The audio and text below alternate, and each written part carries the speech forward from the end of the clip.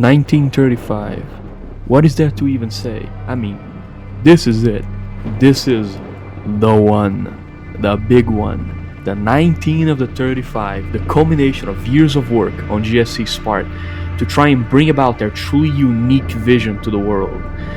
A fully fledged living world within the zone, where a life would be able to run rampant, and the player will be tasked with exploring and fighting his way through it, collecting documents, dealing with other stalkers and factions, and slowly but surely making his way to the north to uncover the secrets of the zone. 1935 is very special. It is essentially all the work that we've seen previously, of all the other builds, sort of being collected into one place, as GSC actually tried to assemble it all into an actual fucking video game, out of all the crazy, disjointed ideas they had. Because of this, I like to call 1935 the final build of the original, quote-unquote, old S.T.A.L.K.E.R, aka S.T.A.L.K.E.R Oblivion Lost. After 1935, some of the original ideas would still remain. However, it was after this build that GSC, kind of having THQ, their publisher, really breathing down their necks, started to just rush it out and start cutting things, removing things, one thing after another, just scaling back on all the concepts. So pretty much after this build it basically starts the road towards Shadow of Chernobyl that we have today. It was a sad but necessary maneuver to ensure that the game even got finished at all. However, there is something quite unique about this build. Usually this is the part of the video where I tell you some spooky campfire tale about how some random mystery nigga on the Mecca of S.T.A.L.K.E.R builds, the Gamanator forums, leaked the build to the world. But 1935 is different. It was not leaked. It was officially released by GSC. Yes, this is an official GSC product.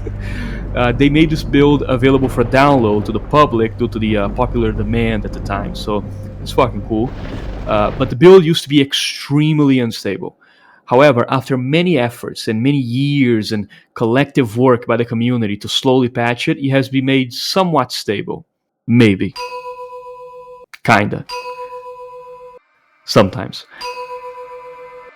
I won't spend that much time looking at every nook and cranny of many of the maps, since I do believe most of them have already appeared in the last episode, so I'm gonna save that for kind of like the new maps that are exclusive to this build.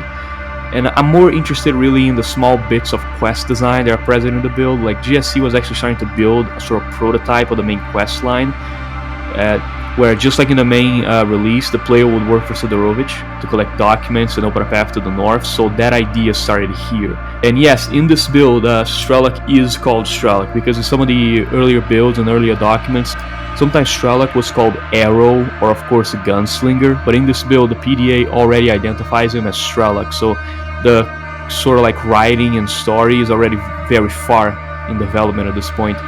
Although Sidorovich actually still calls S.T.A.L.K.E.R Gunslinger, which is probably just a holdover from the previous builds. There was probably some piece of dialogue that they recorded early before the name change. And yes, actually, about Sidorovich actually has voice acting in this build.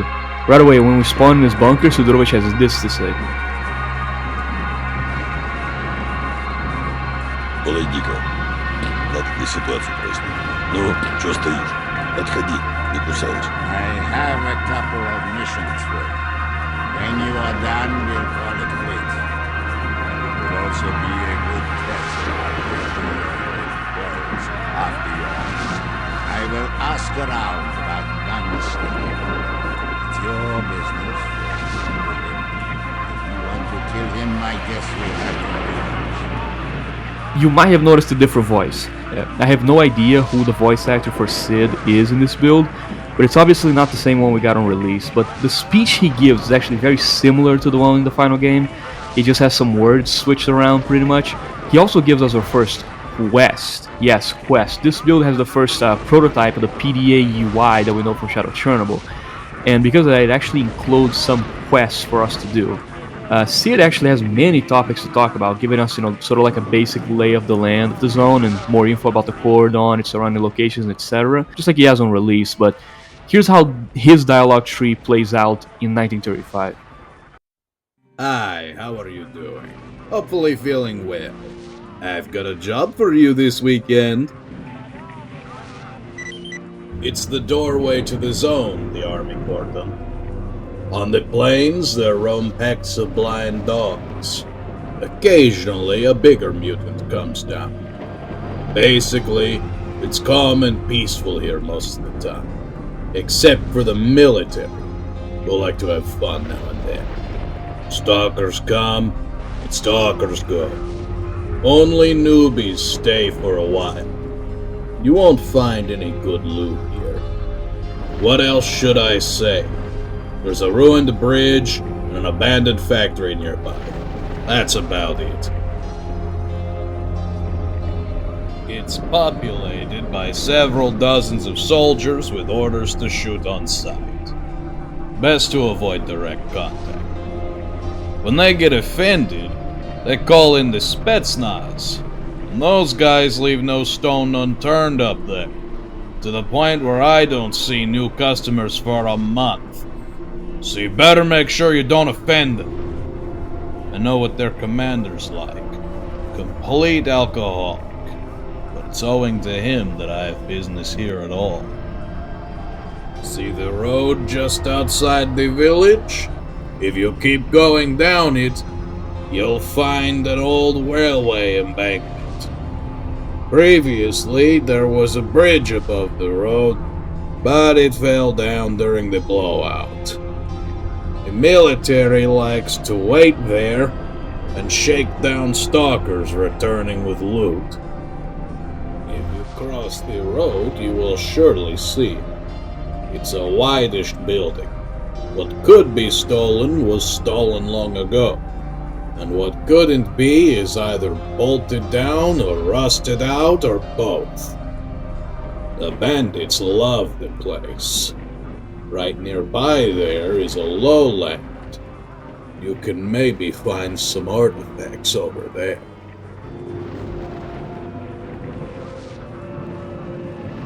Feel free to ask, though I don't know much. I hang out here all day, and life goes on outside. Well, they're military, give or take. Look haughtily on everyone, as if they're the local gods or something. They have no reverence for customs, will never help you out, no matter how hard you scream. They might shoot you down, though, but not out of pity, out of their nature.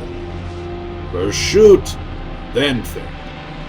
However, I've found a nice, comfortable little agreement with them. Vodka, magazines, and stuff in exchange for peace. You know what I'm talking about. Well, they guard, of course. Either the zone from the world, or the world from the zone. It's kind of vague. Sometimes they arrange mass-scale expeditions into the zone, so they must be looking for something in there. But I tell you one thing, the military don't respect the zone, and the zone don't like them much either. Zinc coffins are a frequent sight here. It's dangerous without weapons in the zone, and you can always buy them from me. The prices for you are the lowest, virtually the lowest you'll ever find. The center of the zone is definitely an artifact bonanza, and the one who reaches it first, well, they'll get fabulously rich. Understand what I'm putting down? Getting money is easy. All you have to do is favors for other people, and they pay you, unless they shoot you. You can sell artifacts to me. I pay a pretty good price for them, unlike those other misers. The usual stuff. First off, I need artifacts. Paying the normal price, no more, no less. And, well, now and then I need special people for special kinds of jobs. One thing here. As rumors go, there's a place nearby. It is a rare artifact. But I wouldn't send newbies there, if you know what I mean.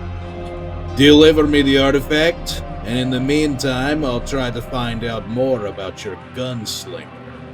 The artifact will be rewarded decently, of course. And that's all Sidorovich has to offer. That's pretty much everything he says. Although we can also open up his trade window, of course, and see all the items he's selling. He has suits, guns, food, medicine, you know, the works. It's a very basic version of what his inventory would look like, but hey, it does function fully. You can buy and sell things, so at least there's that. For now, though, I am completely fucking broke, so I cannot purchase anything for Sidorovich. But let me show you the PDA UI here real quick.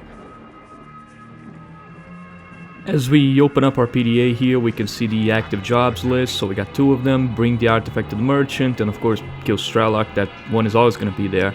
We can also see some of the other features like the contracts, diary, and news. And this news actually does get updated with information in this version of the build, although I do believe this isn't like actual news. This is just like repeated sort of things that happen, like certain like canned lines. Although there is like some new things that show up there. So for example, if a stalker gets killed and somebody finds the corpse, it actually updates in the news tab. So it does function, kind of. And as we enter here the rookie village, you can see it's very different, although a little bit similar to some of the previous versions of the rookie village we've seen before. Although this one is obviously a lot more developed.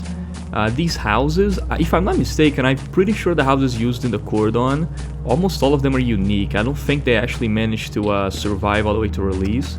So the interiors of these houses are probably new to you. Now, one very, very interesting detail that I want to show you guys here is actually this bunker entrance here. So we just left Sidorovich's bunker, right? Just right there. But in here, we can actually find the original Sidorovich's bunker. This is where he was actually supposed to be, back when he was still called Toad instead of Sid. So for some reason, they like added an entire new bunker to the Cordon to put Sidorovich in, yet for some reason they kept the old bunker. We do have some items here, some bottles of vodka, radiations. It's not really that important, although let me show you something really interesting about vodka in the old builds. Check this out, okay? I'm gonna shoot it, see what happens. Yeah, vodka bottles are fucking explosives in 1935 Buildo. I have no fucking clue why, but any drop vodka immediately explodes. Now, let me show you the contacts here in the PDA. As you can see, we have Sid and an unknown soldier, but we can actually click on people and have their bios show up. Some characters actually have unique bios that got cut from the game, but I'll tell you more about those later. Leaving the bunker here and going back to the village, we got a couple more houses we gotta look at. There's also another bunker. Yeah, for some reason the 1935 version of Cordon, they just have so many fucking bunkers in the rookie village.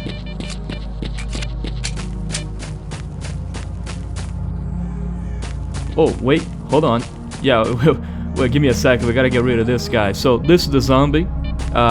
It was cut from the final release, but in here it is fully functional. It even has the ability that we know and love, or it fakes death. But I'm too gangster to be fooled by that. It makes me wonder what the purpose of putting him here in the rookie village was. Maybe this was supposed to be some kind of a diegetic tutorial at some point. Like, oh, you just left Sid's village and now you get jumped by a zombie, so you have to quickly learn how to defend yourself? I don't know. We do have the inventory window here. We got pretty much everything you expect. Although in this version he uses the dreaded, the despicable bullshit that I hate. Ammo on the belt. God, I fucking hate ammo on the belt. I'm so glad they cut that shit. And it boggles my mind that there's people out there that actually enjoy that feature and put it in mods. If you put ammo on the belt in your mod, you deserve a flogging, okay? Ammo belongs in a backpack. The belt is for artifacts. I'm not gonna fucking argue with this on anyone. Oh, wait. We actually have a stalker here.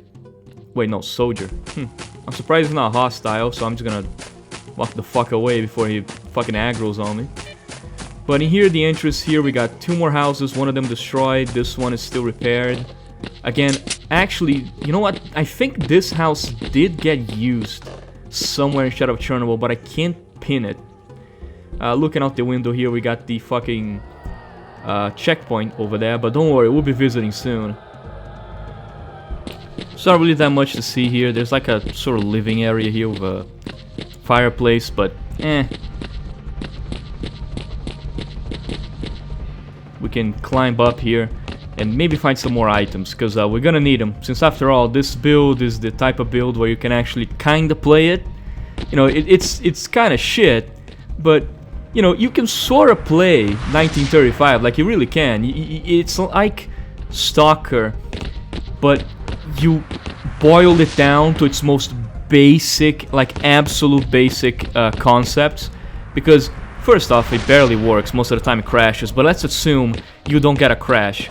It's like if you took S.T.A.L.K.E.R and you just boiled it down to the most basic of things. Like, that's my best explanation for 1935, because you don't have quests, you don't have a storyline. I mean, there's like one quest and there's some hints of storyline, but not much more than that. But technically, everything you need to play S.T.A.L.K.E.R is here. Like, you got stalkers wandering around, you got artifacts, you got anomalies, you have mutants, you can buy and sell things as Sidorovich. Like, that's what 1935 really feels like. It feels like if you just took the most basic, fundamental things about S.T.A.L.K.E.R and only that. There's walking, shooting, killing, scavenging, and buying and selling. That's it. It's sort of like the world's most basic free-play mod. If it barely functioned and crashed half the time, but you get what I mean. Regardless, I think it's time we finally check out the last bits of the village here. Let me just do a quick save file, and this is something I actually heavily recommend you do if you plan on playing this.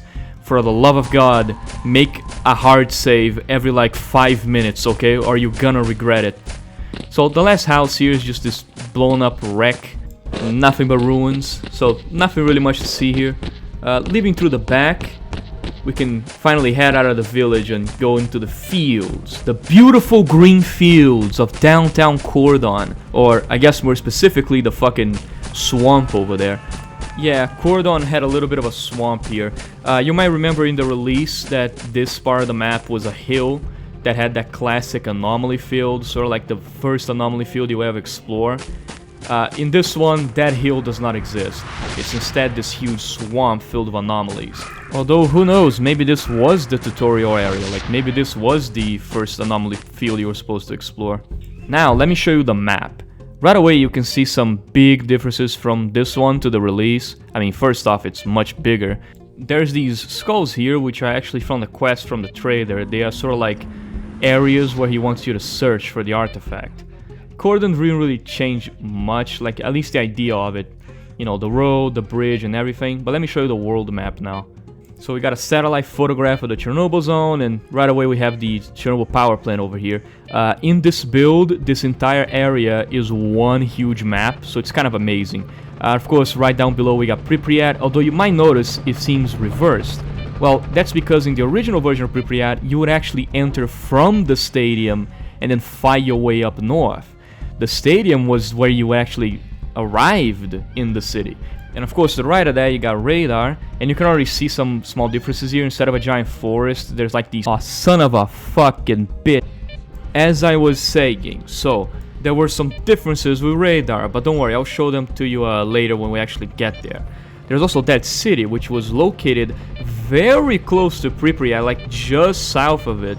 So completely different, like it was basically neighboring Pripyat. In fact, the dead city might have been one of the routes to get there. We also have, of course, the military warehouses here, which are connected by road to the dead city itself. And just west of the dead city, we have the original version of the swamps, which are located much further north than what they would later become as the dead swamps. Right below that, we have the original version of Yantar, which you might not even be able to recognize. And of course, we have the bar. Oops, didn't mean to click that. Let me go back to the world map. So, below that, of course, we have the Agroprom, Garbage, and the Dark Valley. And below that, Cordon. Now, let me show you something interesting here. I actually want to show you this to you. You might have noticed here, there are roads connecting the military warehouses to radar. But the military warehouses is kind of small. It's kind of like this square. So these roads are not even part of the map. So what are they? Well, these roads here, even the ones connecting it to the Dead City, they were supposed to be a map. So this area right here between the Dead City and the military warehouses was supposed to be an entire new map. Just like this road over here that connects radar to military warehouses. They were part of the game back when cars were still in the game. So essentially this road over here that connects military warehouses to radar was a map called Radmill. So shorthand for radar military. And the one that connects to Dead City to the radar was called Deadmill, shorthand for Dead City military warehouses. Sadly, these maps were only in the game while cars were still a feature, so the moment that the cars got taken out, they were removed. You might have already connected the dots in your head. That sounds incredibly similar to Darkscape, which, if you don't know, Darkscape, it's a shorthand for Dark Valley Escape, which is the name of the Cordon in the files. And you would be correct, Darkscape is an example of what those maps would have probably looked like. They only existed as essentially connectors, being places you would travel in between two maps. But after the cars got removed, those maps just got thrown into the trash again. One more thing I want to show you here on the world map real quick. There's a little area right above the Chernobyl power plant that you might recognize from somewhere. Let me find it here. No, it's not. Oh, there it is. Yeah, right atop the Chernobyl power plant, you might be noticing a little bit of an area here. It's the generators. They're part of this build and they are fully realized. So I'm very excited to show you guys that one. This build is the first one to actually place them north of the Chernobyl power plant, something that actually stayed canon all the way to S.T.A.L.K.E.R 2. One more thing, you see these blue squares around the map? These are the only 3 available maps in the game.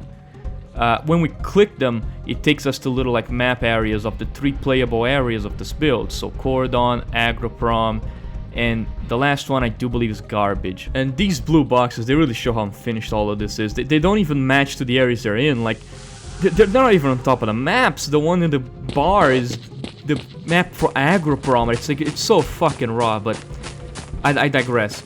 So we're still here in the Cordon. I'm gonna try and make my way north, just like all good stalkers do, you know, following that call. Hopefully I can find the artifact for the merchant, we can complete the quest, and then after that we can just explore freely.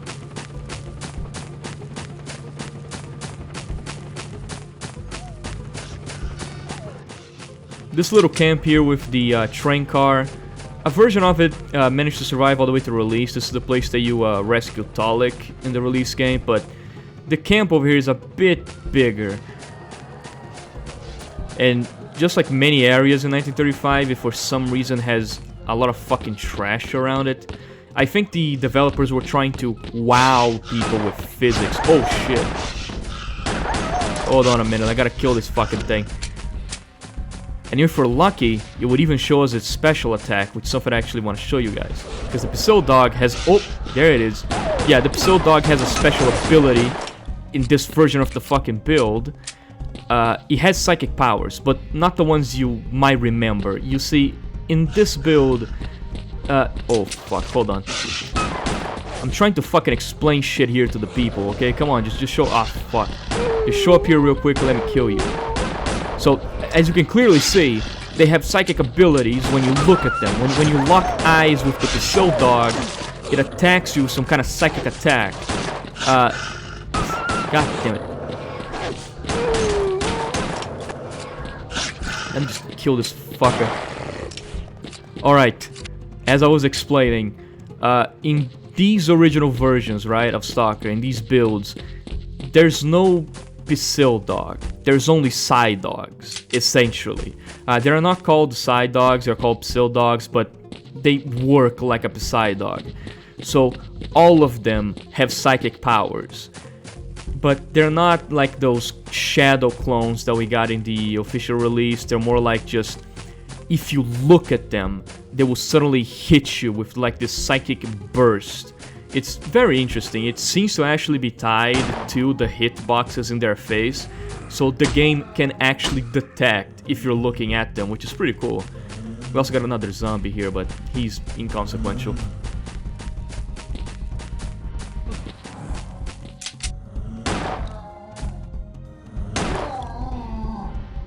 Son of a bitch actually managed to take a bite out of me though.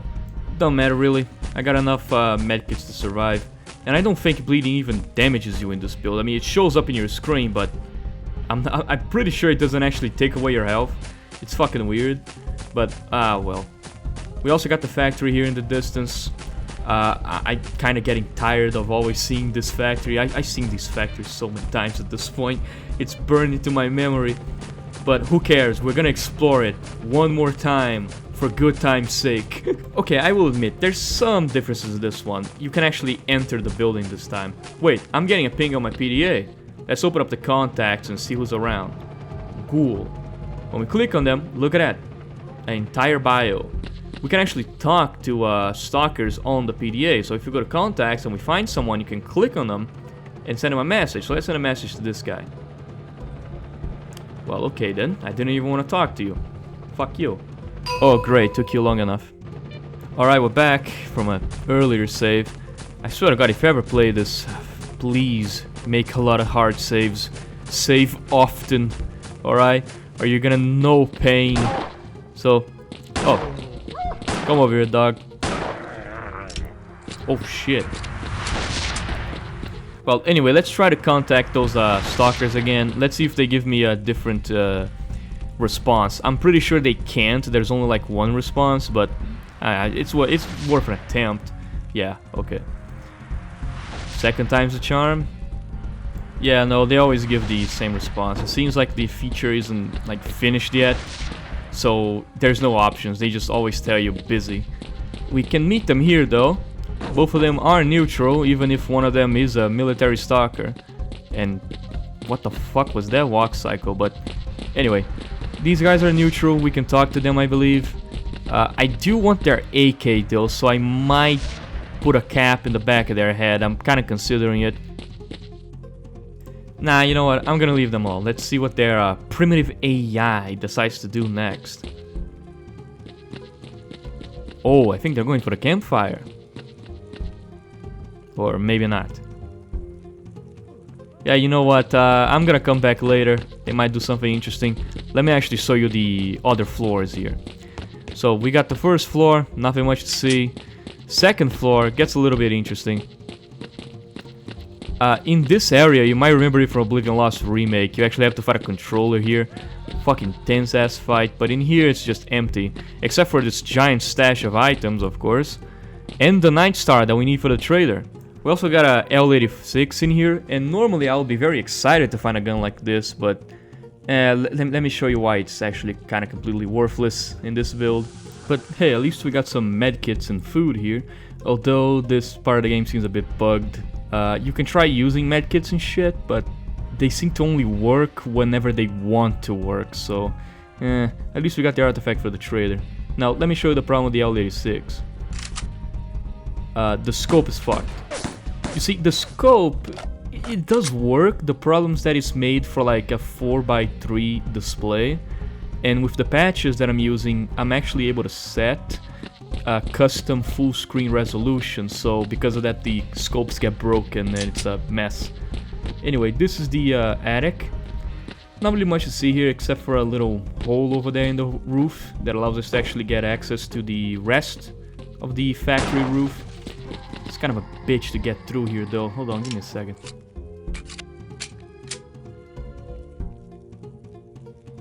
You didn't see that, by the way. Not much really to see here. Although you get to get a nice view of the surrounding area. Coming down from the tower over there, we're gonna continue up here. There's actually an interesting feature to the level here. It seems like there's like a second, maybe third sort of checkpoint over here. Like there's another gate right up on top of that hill. So that's kind of interesting. Like, you know, I'm usually, when I think of Cordon, I only think of the north checkpoint and the southern checkpoint. But in here, there's kind of like a third one up there.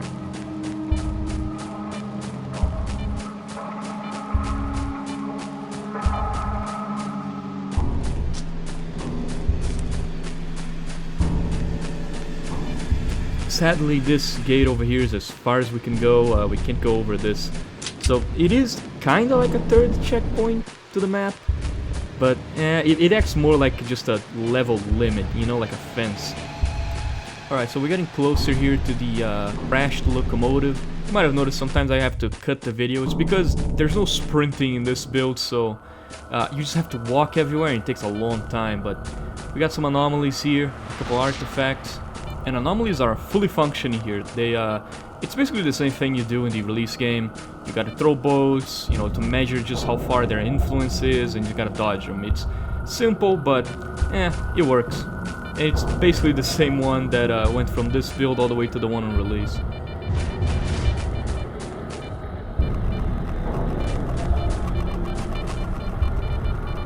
Using our boats to navigate around these anomalies here. I'm trying to reach the collapsed locomotive. You can see that there's a S.T.A.L.K.E.R artifact over there. That artifact is technically the one that we're supposed to get, quote-unquote, for the trader. I already got it because I went to the factory and there was an extra one on the second floor. But hey, an extra one is even more money. If I'm lucky, I might actually be able to buy a good gun instead of this fucking shitty-ass PMM. Right, come here. Now, before I waddle my fucking fat ass back to Sidorovich at the blistering speed of half a, I don't know, mile per decade, I'm gonna show you the bridge here, because there's actually some loot we can find up here. Now we're on top of the bridge here, and there's some soldiers around, but there shouldn't be too much trouble. And we do have quite a find here. A free SVD and some ammo, although sadly, just like the L85, the scope on this thing is completely fucked, so I won't be able to use it. Yeah, there's some disadvantages to actually editing the resolution for this build, because it clearly wasn't made for this type of fucking, I don't know how to say it, like modern monitors. Like, unless you have a screen that is 4x3, the scopes are just not gonna fucking work. They weren't made for it. And boom, just like magic, we're now at the bottom of the bridge. My game definitely did not crash in between these two scenes. You're just imagining things. Gaslighting? What's that? You're just going crazy. Anyway, there's a couple military guys here at the bottom of the bridge.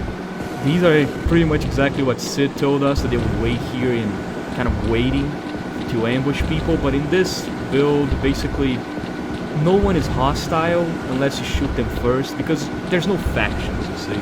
Everyone is just stalker. So there's no like military or anything like that. However, what we do have here is some fucking wheels. Hell yeah.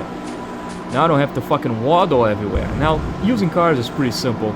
You just get inside, close the door, and then you press mouse 1 to basically start the engine right away. This will probably make the trip to the north a whole lot easier. And we're off. And as much as I like the first person view, it's probably gonna be a lot easier. Just switch cameras real quick. You can do this by pressing F2, F3, and F1. It changes your cameras around. If it doesn't work in your game, just go to the user configs and find it. Makes driving a whole lot easier. Alright, now let's take this baby for a spin.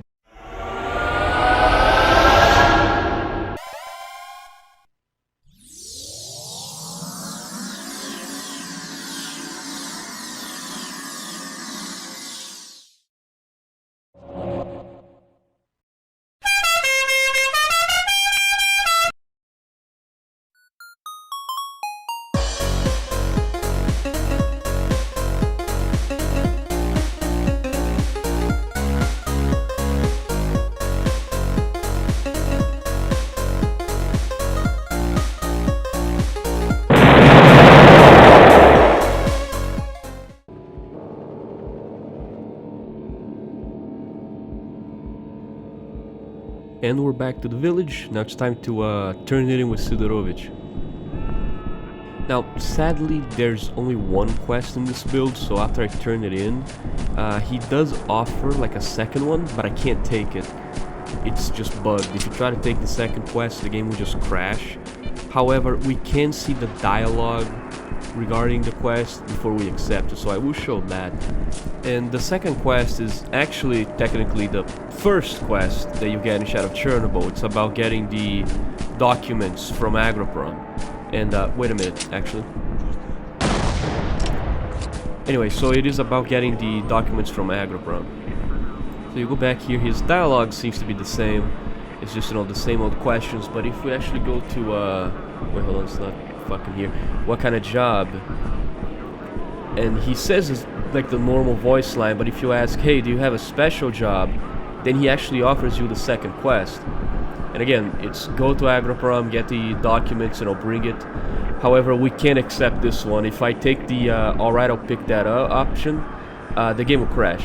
Instantly. Like, straight up, just close. So, we can't do it. Yeah, this is where the main quests just end in this build. However, what we can do is sell off all the shit we got to maybe actually get some worthwhile equipment to make it all the way to the north. So I'm just gonna sell off all my shit here, all the artifacts, all the weapons. Just a bunch. You know what, fuck it, I'll sell the PM too. And I'm not sure what gun I should actually get. I can't use any scoped weapons because the scopes are fucked up. And rifles, I'm not really feeling it. I think I might actually go with a shotgun because I already got ammo for those. Let's peruse Sidorovic's amazing deals. And you know what? Yeah, fuck it. I think I'll just go with the S.T.A.L.K.E.R. and as much ammo as I can carry, some medkits. I might actually have enough for a suit. I hope at least. What else? Well, I think that's actually pretty good. Fuck you. You know what? I'm gonna take your fucking galaxy gas, old man. Before we leave, though, let's take a quick visit to the southern checkpoint here. If we're lucky, we might actually be able to get there, you know, just in time to catch one of the transmissions, as I like to call them, because for some reason there's some weird-ass sound effects that they chose to play in like the megaphone of the certain checkpoint. Maybe it was just a placeholder thing, but still, I don't fucking get it. I'm not gonna show them all here right now because there's a fucking lot of them, but later on in the video when we're going through the assets, I'm gonna show them to you all, and it's really fucking weird. Like, even if these things are placeholders, I don't even sure where you could use them. Also, there's some text here on the ground, but obviously I can't translate this. This is gonna be your guys' homework for today. Oh, wait. We got one. Right, listen to this shit. Like, they really put this in the game. And I have no fucking explanation for it.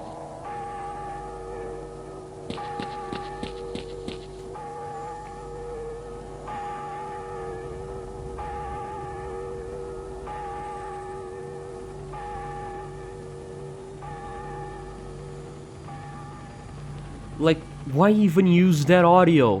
Why is that playing in the megaphone of the fucking, like, checkpoint? And that's not the only one, that's like 12 of them. Don't worry, I'll show it to you later. It's fucking stupid. And here in the guard outpost, we also have the military documents. And the commander as well. So, they probably already had the idea of you stealing the military documents from the southern checkpoint later on. And bringing them to Sid, because they already have them here. But they're useless in this build, they don't do anything. We also have the barracks here for the soldiers to sleep in, but in this version it's completely fucking empty. There's not even beds, dude. These guys are sleeping on the floor like bums. And also the floor is completely broken, yeah. This just average, you know, 2012 Ukrainian army infrastructure, please understand. But overall, this version of the checkpoint is actually smaller than the one we got on release, because, you know, the buildings we got here, they're actually simpler. But also, of course, we got the contacts, but nah, these guys never say anything. So that's pretty much it for the southern checkpoint. It didn't really change much from the last build, just got a little bit some touch-ups. And also has the weird-ass fucking transmissions that I can't explain. Like, I don't know why the fuck they use that. Oh yeah, look at that, another one's playing. Although I think that one actually got used in-game, because I swear to God, I think I heard that one before. In the duty base, actually. Like, I just know it. I know that I heard something at least similar to that one in the duty base at some point. Anyway, let's just get back to a fucking car and drive off. Okay, we got a lot of places to visit, a lot of levels to explore. We ain't got time for this. And no, I'm not doing the cool edit again, okay? You only get one per episode. You know, I have to say, something I noticed like driving around in these old X-ray engine cars in these multiple builds is how actually kind of nice the driving feels. Like, it doesn't feel bad at all. You know, you probably think that because of the age of this game and because of the fact that this is a unfinished, you know, piece of shit build, that you'll be like janky or heavy or bad. But I'm gonna be honest, the driving in S.T.A.L.K.E.R feels pretty fucking okay. Like, it feels normal. It just feels actually pretty satisfying to do sometimes. Like, the car feels responsive. It's, you know, it's not like GTA 4 driving where you need to, you know, kind of know what you're doing. No, it's actually very fluent. So I'm kind of surprised by that. And like, for a game, you know, this old during development, like I think 1935 was in 2004, if I'm not mistaken. I might be wrong, but that might be 2002, but I think it was 2004. The driving feels pretty fucking good. Like, not even bad at all. So that kind of makes me sad they took the cars away. Anyway, let me stop here. Let me show you the second village here. But still, like, I think they kind of cooked with this driving system. It's pretty fucking good, actually. Oh, well. When they cut the larger maps out of the game, there was no way they could have kept the cars, so, nah. Just gotta accept it. And just like the first village, there's like these two little houses here. Actually, no, I think 4 or 5 houses. But every single one of them is just another, you know, sort of repeated building. You've probably already seen these houses before, especially in the Bloodsucker village in the army warehouses. So, you've seen this one before. Wait, hold on. There's a fucking fight club going over here.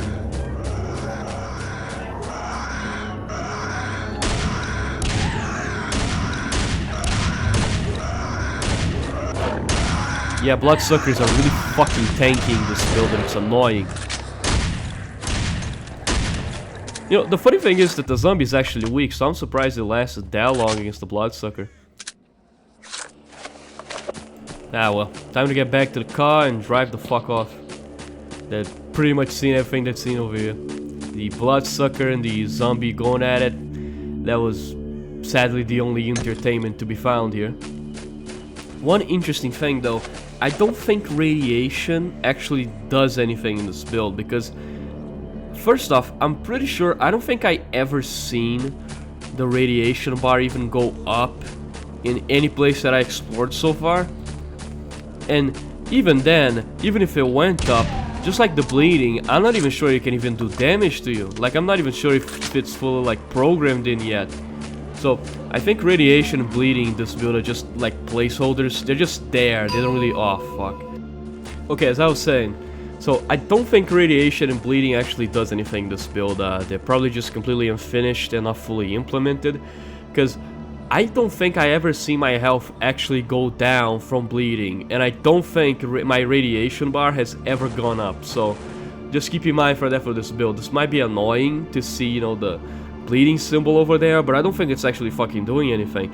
Not only that, but I don't think the consumables are working either, because the med kits and stuff like that, first off, when you try to use them, it shows them you eating them, so that's already a fucking image. But they don't really seem to actually give you health back, and they don't do anything for the bleeding either, so it's just completely just there, I guess. You know, you can use them, and oh boy, look at this. Yeah, talking about unfinished. You got anything for me, weird floating man? Not really. I mean, he does have a grenade though. I want that. Well, anyway. I don't fucking like this guy, man. I don't like him. Okay, he's floating, he's whistling. Okay, I just want to get the fuck out of here. I feel uncomfortable. Alright, let's just fucking turn tail on that house. Never look back. Leave that weird man to float around as much as he wants. I need to go to the garbage. And hopefully get to the bar, because I'm not sure if the bar will even work. I tried loading in to the bar sometimes, and oh boy. So I'm a little worried. Our adventure might get cut short by the fucking bar, so here's hoping. We should be coming up on the northern checkpoint pretty soon. I'm gonna try not to run over these guys. I don't want to make everyone hostile. Remember, if you shoot one guy, everyone goes fucking nuts. Because there's no fucking factions, everyone is like technically a stalker, so it's just yeah, try to avoid violence if you can, actually. I'm not sure if I can actually transition maps with my car. I might have to just abandon it here and look for another one, because I'm pretty sure... Like, this fucking build is unstable enough. I don't want to fuck it up even further by trying to shove a car through a transition, so I think I'm just gonna fucking park it here over somewhere. Like, try to cross with it. It sounds like a bad idea, okay? It just does. It sounds like I'm gonna tear a fucking hole in the fabric of reality if I try to do that. So, gonna have to abandon the beautiful Mercedes-Benz we got here and go on foot. Oh boy! We should be lucky the garbage, guys. Oh, I sure hope the game doesn't crash every 5 seconds. And here we are, and... Whoa. The fuck did I just walk in on? It's the fucking... Oh, I know what this is. This is the yearly S.T.A.L.K.E.R migration. Oh, golly gee, we get... Anyway, we're back, so... Look at that. These guys are all fucking walking together. They're going from artifact to artifact. In like some kind of giant hive mind. Oh, that's great. You know, here, I'm gonna fucking steal their artifact before they even get here. Just watching them walk huddled together like that. That was fucking funny. It's like... It feels like some kind of fucking nature documentary. Like, you know, you got David Attenborough in the background going... It seems the pack of loners have sensed an artifact nearby. United by their strong pact instinct, they move closer together to their prey. Alright, so we should be coming up to the first little stalker camp over here. There's very clearly a bloodsucker going around here somewhere, because I can hear him screaming. This camp is very small though, there's not really much to see over here. Alright, let's try that one more time, but... Actually, you know what? Fuck walking. I do believe this car over here actually does work. So hopefully we can use this to traverse this fucking hellscape crash land a little bit fucking faster. Like seriously, this place is fucking hell for crashes, man. You have no idea. Look, like there were several more that I cut out, okay? Like I didn't even do the gag, like fully, you know, of showing every single crash. No. I actually cut some out because it got that fucking annoying. It's this fucking hell. I mean, look at this. There's even a crackhead dead right on the road. Fucking hell. Okay, we gotta get out of here. We're stuck in Rio de Janeiro. Let's just fucking drive out of here before a tranny tries to sell her ass to us. Or we get stabbed by some fucking crackhead. The only thing about this version of garbage that fucking sucks ass, though, is that it, for some reason, in a build that has a lot of cars, this one just wasn't made for cars. At all. Like, the entrance here to the garbage is fucking terrible to get past in a car. It just, like, the road is completely blocked, and there's like a giant hole in the ground, and a giant garbage pile also in front of you. So trying to get past is a fucking nightmare. But at least we got some artifacts in here, if, you know, if we ever go back to the road, we can make some money. But like, driving past that fucking first little piece of road over there is terrible. You know what? I don't even care. I'm not gonna break his focus, okay? Just let him watch whatever he's watching. So we got two electrical artifacts over here. It's pretty much exactly what you remember. Sparkler and Flash. But otherwise, nothing interesting to see here. Let's just get back to the car and get the fuck out of here, okay? I don't want to be in Rio. Not for 1 second longer. And this right here, this is the fucking annoying part that I was talking about. You have to basically go over the hill instead of the fucking road because the road is completely destroyed. So this is just another fucking nuisance. I hate this version, like driving through this version of the garbage, because the map itself is perfectly fine. The problem is trying to drive through it. But you know what? Actually, hold on, let me get out of here real quick. I think there's another artifact over there. Or is my eye just... No, it's here. I thought my eye was playing tricks on me. You know what? I might actually scale this little garbage pile here. I mean, like I said, radiation doesn't even fucking work in this build, so I can't even get radioactive.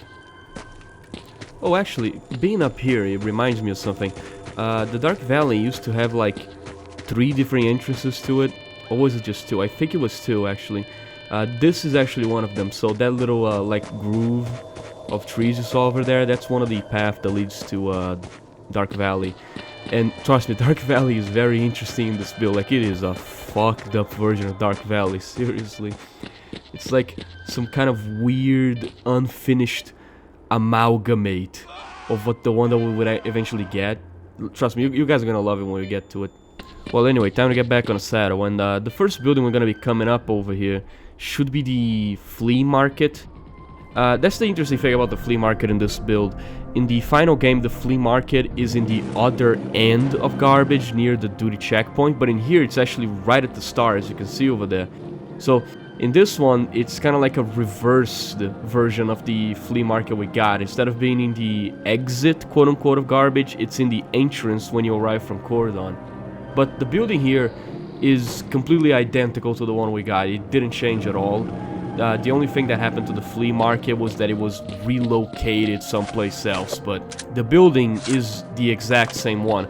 I think actually the only addition that they made, and this might not even be in Shadow of Chernobyl, was adding that little room in the back of the flea market. Actually, you know what? Now that I think about it, I don't think that was in Shadow of Chernobyl. I think that was exclusive to Clear Sky, so yeah, they didn't, like, this building didn't change at all. It just got relocated. And also that little like trench and pipe that you see over here, it also got removed as well. I wonder if I can nail that guy with the grenade. Hold on. No, I fucking missed that. Well, there goes my only fucking grenade. Yeah, at least he's running into the background. It's probably not gonna bother me. Ah, fucking hell. Alright, let's try that again from an earlier save. You know what? I'm not even gonna go near that bloodsucker. I'm just gonna try to get through here. And hold on, the car's fucking stuck. Give me a second. Yeah, it just like in previous builds, if you press J, your car gets launched into the sky infinitely. That's the way that they make it so you can unstuck yourself, quote unquote. So we're gonna continue coming north. I think we should be like running into the village pretty soon, because Garbage actually had a village in this version of the map. And this is something that I noticed. Garbage at times feels like an extension of Cordon. Like they kind of repeated some of the aspects. So, oh, we gotta have a village, and we gotta have just one big road going through the middle, and we gotta have, because at one point the Garbage actually had a swamp and a river that connected to the one in Cordon. So again, like this early version of Garbage just feel like an extension of Cordon, just doing the exact same, like, unironically, it is essentially Cordon too, because even the bridge in the middle, you have the bridge in the middle, which is just a smaller version of the one that shows up in the Cordon. So, holy shit, I'm just like realizing it right now, like this version of Garbage is just Cordon 2. It has every single one of the elements from the Cordon map, just slightly remixed. You know, it's starting to become clearer to me why this version of the Garbage got cut. It might not even have been because the map was too big. No, they might have cut this version of the Garbage because it was just too fucking similar. Like, every single aspect of it, the village, the bridge, the road, everything. You know, that might be why they fucking cut it out of the game. It was just too fucking similar to Cordon. So, anyway, this is the totally original, okay, totally original, not stolen house from Cordon. Okay, it's just pure coincidence that it's the exact same model. I like this joke now that the build 1935 Garbage is like some kind of, you know, copycat map of Cordon, like it wants to be Cordon really, really badly, but it doesn't want to admit it. So it's just copying assets from Cordon and slapping it down. Oh, Cordon has a bridge, I also have a bridge. Oh, Cordon has a giant road going through the middle, I also got a giant road going through the middle. Just like, it really wants to be Cordon, but it doesn't want to admit it. Well, I'm fucking out of here, okay? I'm going to better, more original maps instead of this absolute charlatan that is Garbage. The only map that I could possibly hate more than this is Agroprom. I fucking hate Agroprom so goddamn much, I have no clue. Okay, don't worry, we'll talk about that when we get there, okay? Because it's probably the next map we're gonna go to after this one. I fucking hate Agroprom, seriously, okay? I have indeed developed a almost pathological hatred for that one specific map, because it's always shit and it's always the same. We do have this like train tunnels here, which did kind of come back in the release. You can even get the unique MP5 in one of them, but in this version they're completely fucking empty pretty much. Who knows, maybe if they continue developing this version of the map they would have made something with it, but in this one it's just like some random anomalies and a tunnel and nothing else. Let's see if I can get back on the main road here. Wait a minute, actually. some dead crackhead in the middle of the world. Let's see if he's got anything.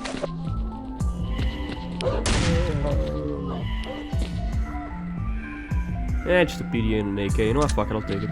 It's free. You know, I have to say, this build is oddly stable, actually. I'm happy with that. I was able to get pretty far into it. I might even be able to get to a duty checkpoint without a crash.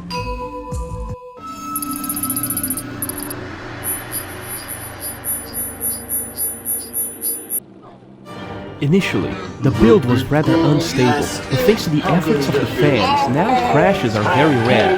The main reason is the lack of AI simulation. Initially, the build was rather unstable, but thanks to the efforts of the fans, now crashes are very rare. The main reason is the lack of AI simulation. Initially, the build was rather unstable, but thanks to the efforts of the fans, now crashes are very rare. The main reason is the lack of AI simulation. Alright, guys, I made it. I made it to the depot. I finally fucking did it. Look, the depot is basically identical to the one in release. You've seen it before. The only actually interesting part is this part here in the back. It's like an extension to the hangar. There's a stalker there. I really hope he doesn't crash the game. Look, I have been trying for the last like 20 times to get even close to this depot so I can show you guys, you know, the cut area behind it. It's been crashing like crazy. I never should have spoken the words. It's going well. It hasn't crashed so far, okay, because doing that fucking jinxed my game. That was the worst fucking thing ever. You know what? Look, these fucking tunnels that we got here in the Buildo hangar, they're so fucking big that I'm not really gonna walk through them all because they're huge. So instead I'm just gonna give you like this sort of big overview of them, while hoping to God that my game does not fucking crash and just survives just long enough for me to finish showing this. But essentially, as you can see on screen, the hangar was supposed to be connected to this huge sort of like back area, and that area was also connected to this huge set of tunnels that went underneath the hangar and even outside of it. That was the point. So yeah, the area was bigger, it was more well developed, and it was more kind of like connected. But the hangar itself is pretty much the exact same. The model of the hangar didn't change. It was just these tunnels in the back area that got added in. Also, one more interesting thing that I can show here, I think I can find it nearby. Yes, the machine gun. So, in the builds, you also had this thing right here, which got cut from the game, but I do believe it's still in the files all the way to the release, which is a mounted machine gun. So, it works exactly how you think it would. It is a fucking automatic PKM machine gun with basically no recoil and infinite range. And, yup, it works as advertised, there's not really much to see. Which kind of makes it crazy to think that they cut it. I think like a gun like this would be pretty cool doing some of the set pieces in Shadow of Chernobyl. Like imagine using one of these things during like the Mutant attack on the duty checkpoint, for example, or perhaps using it to defend against the monolith in the barrier. Like just thinking that out loud, it sounds fucking amazing. So I'm not really sure why they cut it, because it's fully functional. Like it's basically the same machine gun you have seen before in other first-person shooter games. It's got infinite ammo and it kills shit. Like I don't really know why they cut that out. Unironically, I don't get it. We should be approaching here the old duty checkpoint pretty soon. So that right there, that's like the road to Rostock. Wait a minute, actually, I think I got something interesting here. Oh, it's like a little stash. AK-74, some ammo, 2 PDAs. Yeah, you know, I'll take it.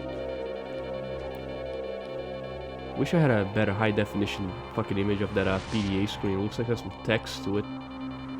But anyways, so what I'm hoping here, okay, because this might not function, is that I can actually enter Rostock without the game crashing, because it's very likely that I will not be able to go to Rostock. And if we're not able to go to Rostock and continue up north, then I might have to cut off like this big sort of playthrough of 1935 right here, and instead just look at the maps, you know, one at a time, because if I can't go to Rostock, then I can't reach, you know, the other maps naturally. So I'm fucking hoping that it will work. If it doesn't work, I'll give it a couple more tries, but eventually, you know, if I'm forced to give up, then this whole like gameplay section is gonna end.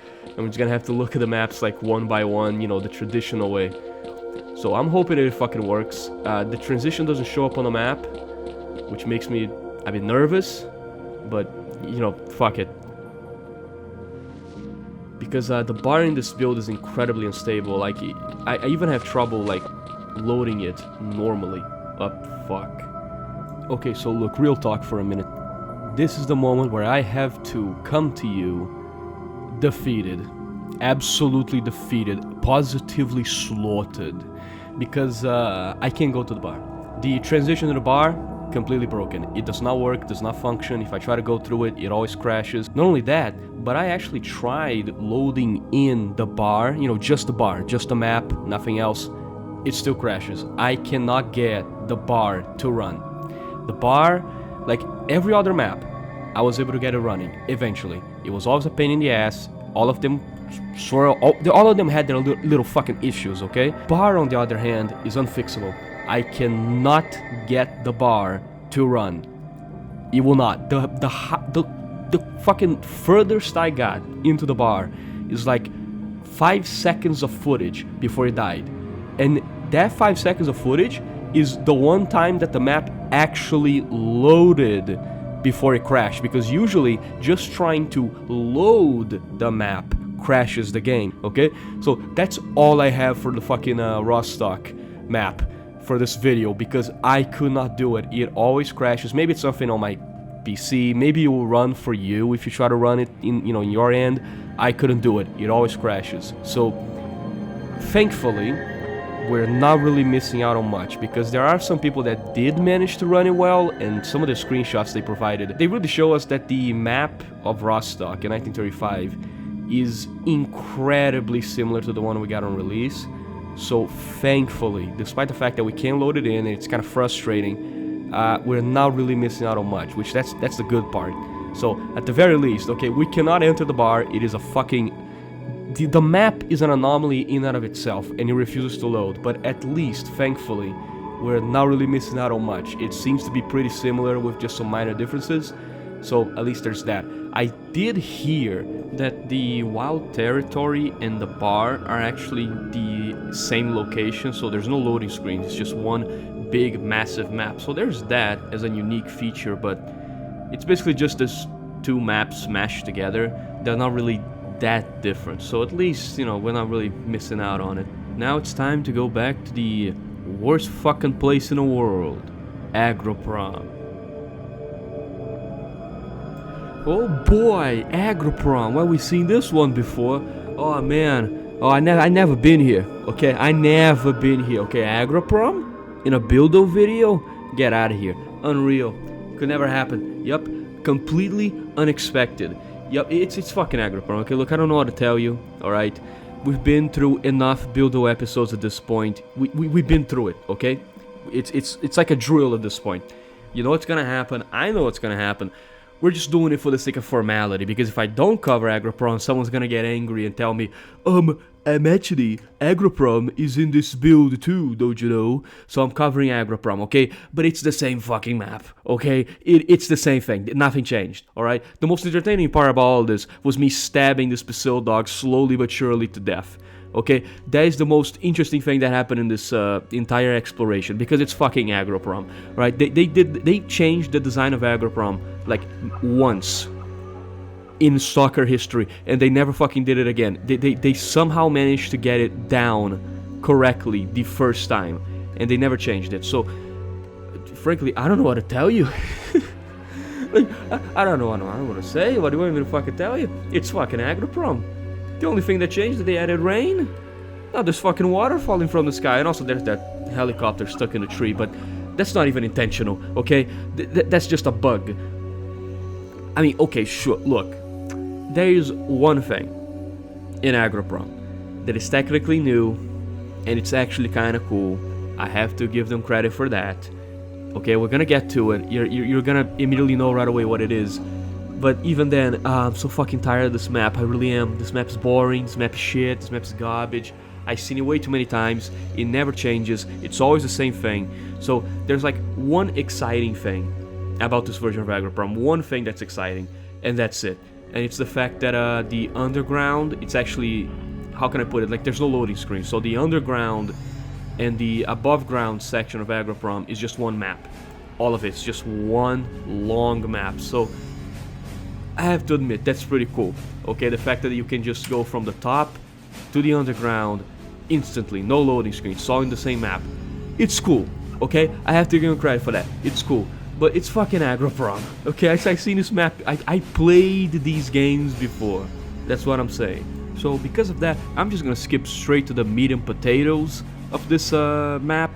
You might be wondering why I'm going here instead of the place that Mole takes you. Well, it's because this right here used to be the original entrance to the underground.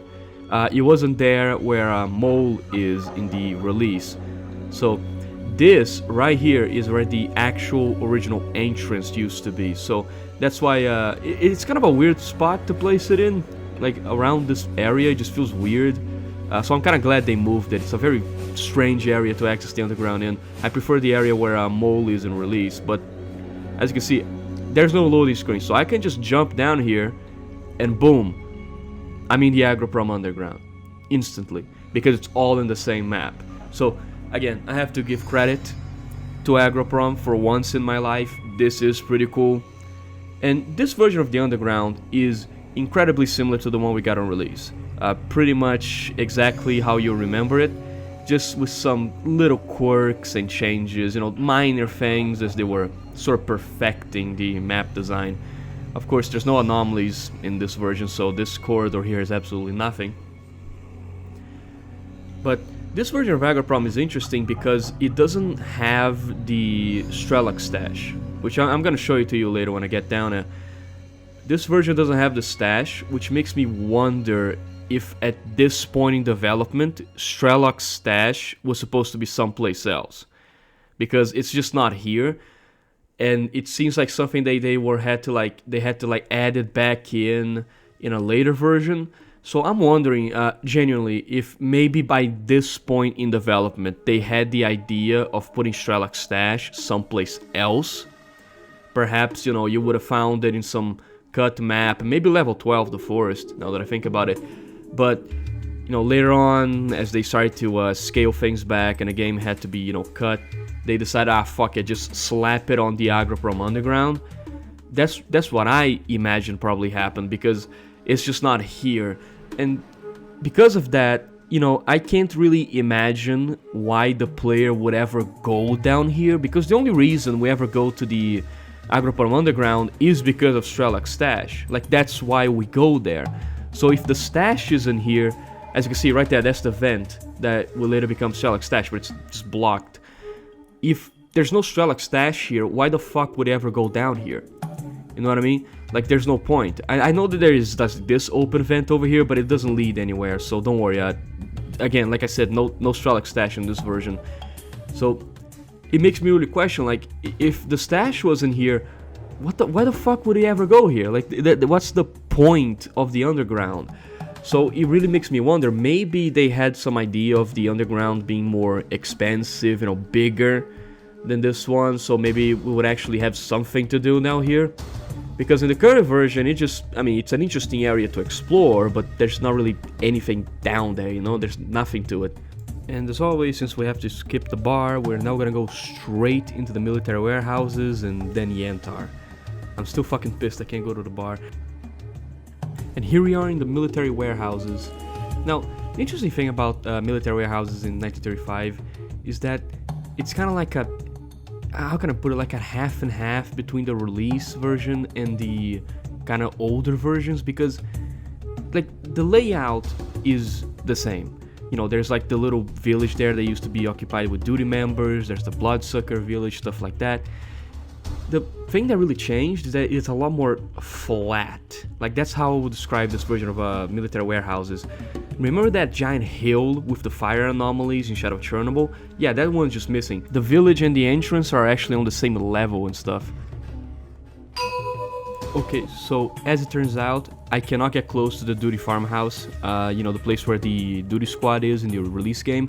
If I try to get close to that house, the game crashes every single time. So that part of the map is just off limits and I cannot go there. But at least we can go to the bloodsucker village. And again, just like I said before, like, the basic layout of the map is the same. It's just like there were changes in elevation made, essentially. Like the map feels a lot flatter than the one we got on release. And Bloodsucker Village is no exception. It's basically on the same level as the entrance. Not only that, but they also cut the road that leads to that little mercenary outpost. Because in the release game, you see that hill over there? That hill isn't there. Like the road, like there's no hill and the road just continues straight ahead into the outpost. In here, the Bloodsucker Village is kind of like stuck inside of its own little sort of area surrounded by hills. So there's only one road that leads to the village and everywhere else is just hills. So that's an interesting design decision. They clearly changed that later on. They kept some of the hills around the Bloodsucker Village, but they removed that one over there to open up a road to the mercenary outpost. So they at least do that. Although there is a car here, although sadly I'm gonna have to turn my crosshair back on because for some reason you can't interact with objects if your crosshair is turned off. So every time you want to do anything with the cars, you gotta turn your fucking crosshair back on. So I'm gonna try and drive over the hill over there, and one of the differences that you will see in this version of the map is that there is no mercenary outpost. Because in the release version there's like a little outpost that was supposed to be the road to Dead City. The road to Dead City is still here, but there's no like outpost up there. If I can fucking get up there and not crash the goddamn car, but still. So there is no mercenary outpost in this version, which is kind of strange because that is the entrance to the Dead City. So much so that even the release game, you can actually find a sign that indicates this road leads to the Dead City. So, fuck.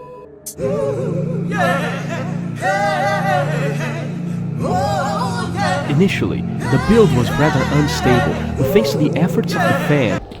Alright, so here we are in Yantar, and I sincerely apologize about that fucking situation in the military warehouses. I just could not get it to run. Anytime that I try to get close to the military base itself, the game always crashed, and after an hour of constantly open up the build, open up my save, and going back there over and over, I just gave up. It's not working. So if you ever play this build, do not go near the military base. But this version of Yantar here, you probably already noticed some of the similarities because I do believe that a similar version was shown in a previous episode, and it's basically that version just expanded a bit. So they have a couple more buildings, the buildings that originally were closed now have interiors, stuff like that. It's just an evolution of what came before. So it's the same layout. It's an, how can I put it? It's like an actual lake for once, because the lake Yantar we got on release is it's kind of pathetic. I mean, I wouldn't exactly call that a lake, but in this one, holy shit, it's an entire fucking riverbed. So I have to say, I have a little bit of a soft spot for this version of Yantar. It does commit some sins that some of these early maps used to have, where they for some reason seem obsessed with putting copies of the military warehouse village everywhere they go. And I hate it. Like, for some reason, it's like they have some kind of mandate to always have a village in every map. But anyways, so that road over there you see, that road actually connects to the bar, the one to my left. The other one to the right, it leads further into Yantar, and I also believe that there's an exit at the end of it that leads to the swamps. If I'm not mistaken, it's either the swamps or it's Dead City, but I'm pretty sure it's the swamps if I remember off the top of my head. The only mystery really that I have is one of the exits here, because I don't actually know where it leads. Because I do know the one all the way in the far end. Like, I do believe that one connects to the swamps, but there's also like one I'm going to show here. Yes, this one right here. It's also an exit. Of course, the transition doesn't really work. I tried to go through there, my game crashes.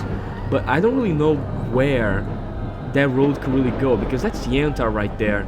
That's like this military warehouses, and that's what Yantar. So, like, I don't really know where that road could really lead to, because the one we came from, it's more connected to like the bar, and the one in off like all the way in the distance, I'm gonna show you guys later because I'm gonna go there. It seems to connect to the swamps if I think about it. So I don't fucking know where this road leads, because I mean, look, that road right there that we came from, right, the place we spawned in, it kind of looks like it came through here, like this road, because we can see like the village nearby and everything. It fits. So it's not even like Rostock, it's actually like a route from the garbage actually. But that road, I have no fucking clue. I can't even find it on the map, so I have no fucking idea what that road leads to or what transition that would have been, because I know, like right here, this road that we're gonna see later, this one connects to the swamps. So I have no fucking clue what this one connects to. But anyway, it's probably something that got you know, when they were shifting the position of the maps around, that's probably just an artifact that got left behind from early development, so I don't know. So regardless, continuing down our little scenic drive through this developing, diverse neighborhood.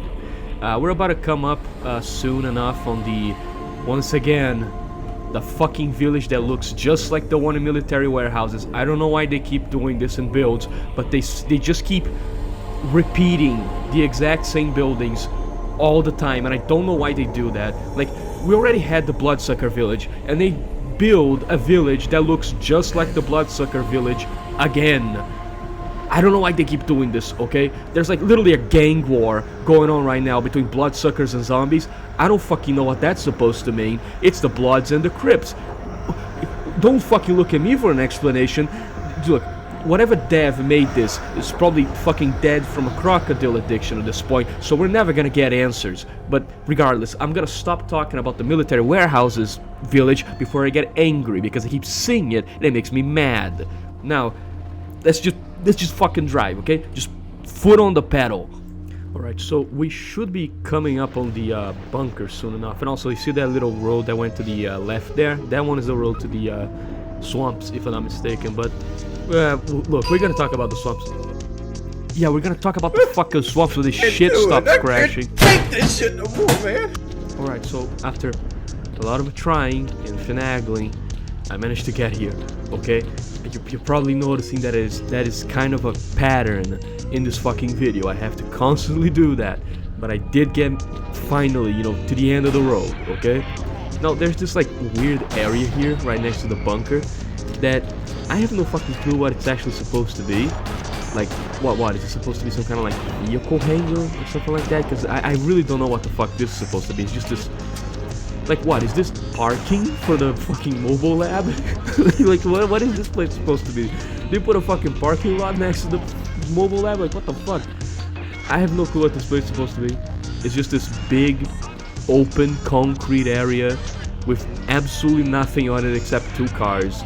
So I'm just gonna headcanon as this being, you know, parking for the scientists in the middle of the zone. Anyway, so... Actually, hold on, give me a second here. Alright, now with that out of the way, let's just make a quick save file here. And I don't want to be the bearer of bad news, but there's not really much to see here, because you see, it's just the outside. They finished the model of the bunker, but there's no door, so there's no way to actually get inside. So no beta Sakharov to be found here. It really is just like the outside of the bunker. They hadn't made the inside yet, so you just got kind of like the basic perimeter setup, but not much more than that. So while it is cool to see this early version of the bunker, there's not really that much to do. It's just a bunker and it's a little like attached building and basically nothing else. You also got the 2 sort of like habitation areas over there, but that's about it. It is the same layout that will later show up in the release, with the bunker being in the middle, the habitation modules to the left, and the sort of like tiny little hangar or garage to the right. But yeah, it's basically the same thing, you just can't get into the bunker. Although there is this machine gun here for some reason, which I think would probably be found on top of the bunker, but for some reason it's just down here. I guess it was misplaced in the SDK by someone. But I don't know why would they have a machine gun up there. Maybe there was a point where you had to like defend the bunker with the machine gun, but I don't know. Now, usually this would be the point where I would go straight to the middle and show you the lab, or even use this hole in the ground here, which is an alternative way to get to the lab. Like, there is like 3 different ways to get to the lab. It's really cool. I'm gonna show you that later. But first, before I do that, I think the last little building that I should show you is just like this little collection of houses here, which, let me try to see if I can locate myself. Okay, so the base is here, lab is here. It should be near the village. Yeah, right there.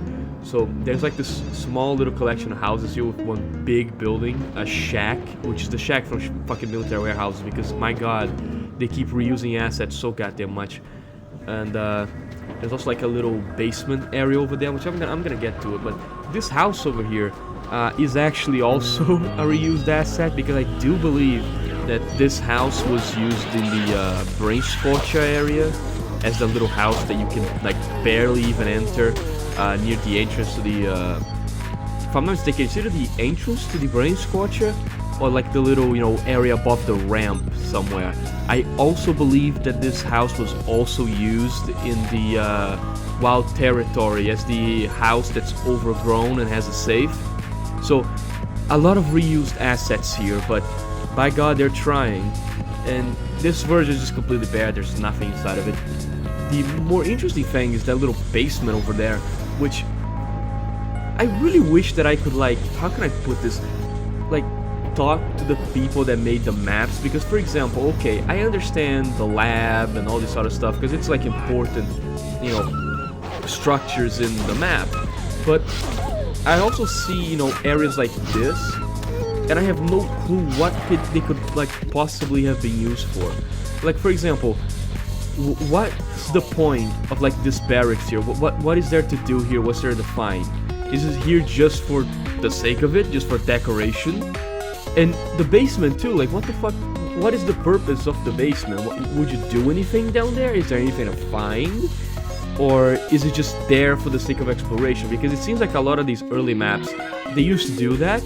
Like they would just have areas exclusively just for the sake of exploring. And there's nothing wrong with that. I just wish I knew, you know what I mean? Like I wish I had that perspective. So, because like when just playing, it just looks like a bunch of empty space. Like why would we even have this? But now, onto the real star of the show, the lab.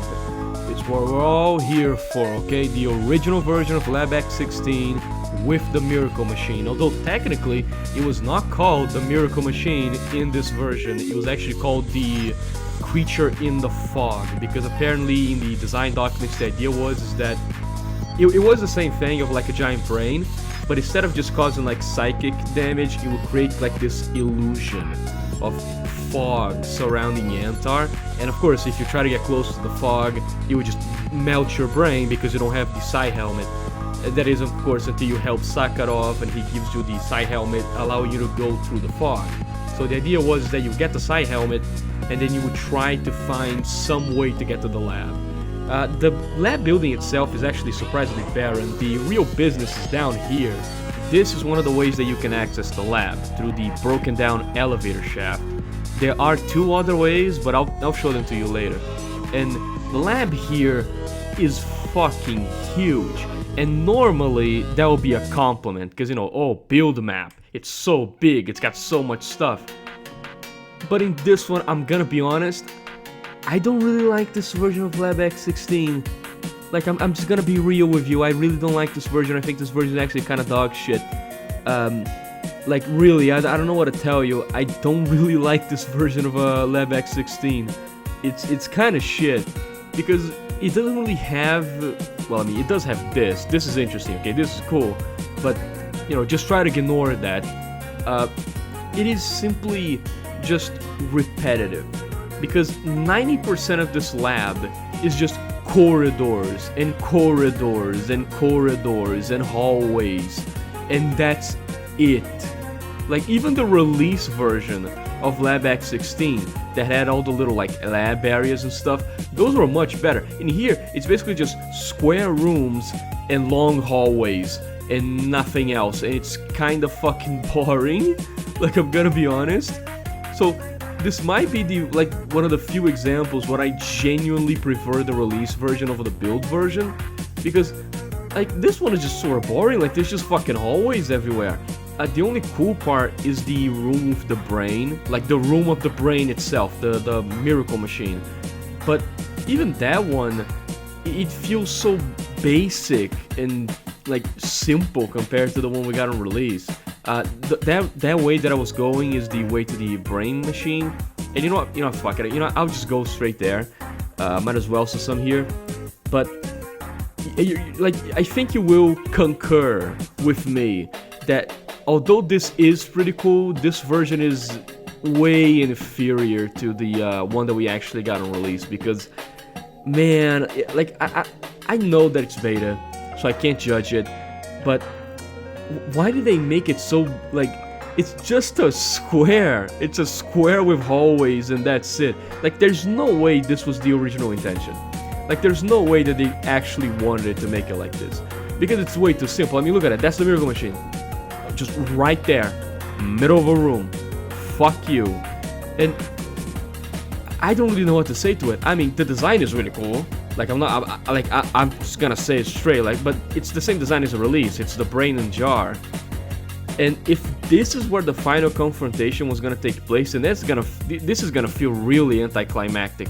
Because, I mean, what, you get the side helmet, you walk down the elevator shaft, you take like 5 steps forward, and suddenly you're already in the brain room, and you just flick a switch.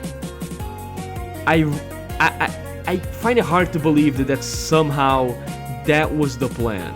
Like, there's just no way. There's no way that this is it. Like, this has to be just extremely early map when they didn't know what the fuck they were doing. Because there's no way they'll make it so climactic like that.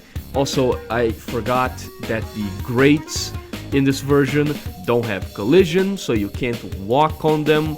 And because I'm stupid, I kept trying to, despite the fact that it obviously has no fucking clipping. But just ignore that. But anyway, I like the original idea for Yantar of the brain in the jar, the creature in the fog. I don't know, like, if they took that concept and then merged it with the map we got on release, I think that would be like the best version of it. Because this map is like the Lab X16 in this version. It's kind of a letdown. Okay, like, I'm gonna be honest with you, it's kind of a fun, it's kind of shit. But before we leave Yantar and go to Dark Valley, don't worry, I'll explain why we're going to Dark Valley later. I'm just gonna give you like a quick view of what I'm talking about when I say that it's literally just corridors and corridors and corridors, and it's really fucking boring right here. And also, a quick fact, you can actually damage things with the boat in 1935. I was trying to kill the zombie with it, but it ended up taking way too much time. But you can fucking kill people with boats in 1935. You can just pelt them to death with these things.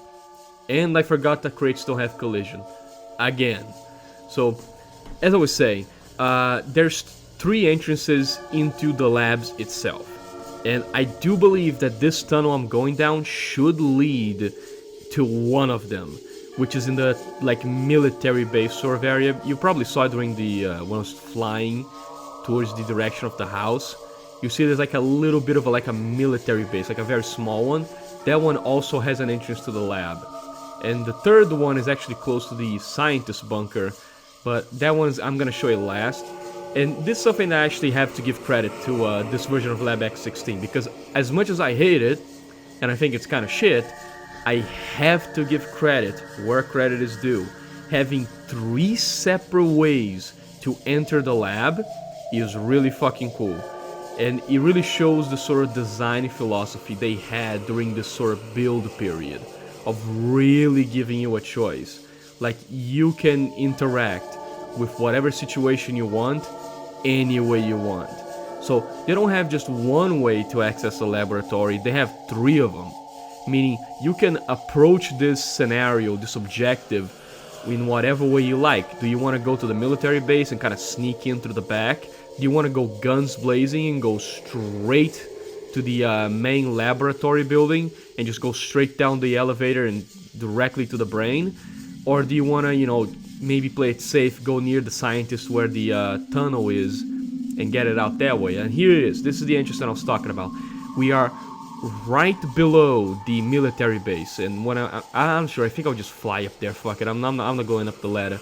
But this right here is the military base, and this is the second entrance to access Lab 16. And again, this is a really cool idea. Having multiple ways to achieve an objective in a semi-open world game, that's fucking A. Beautiful. I just wish that the lab was a little bit better, because the lab is kinda shit in this version. But whatever, it's nothing we can do about it now. But the other entrance, I actually find it a little bit cooler, because the other entrance is near the bunker, and it's kind of like this underground railroad station sort of place. And it's probably like the one place in this version of the lab that is like actually interesting. Like it's actually kind of cool to look at, and it's right here. And that's an interesting thing too, like the military base and the tunnel entrance are technically like right next to each other. But this part is cool. Like this part with the underground railway, very nice, okay? Very cool.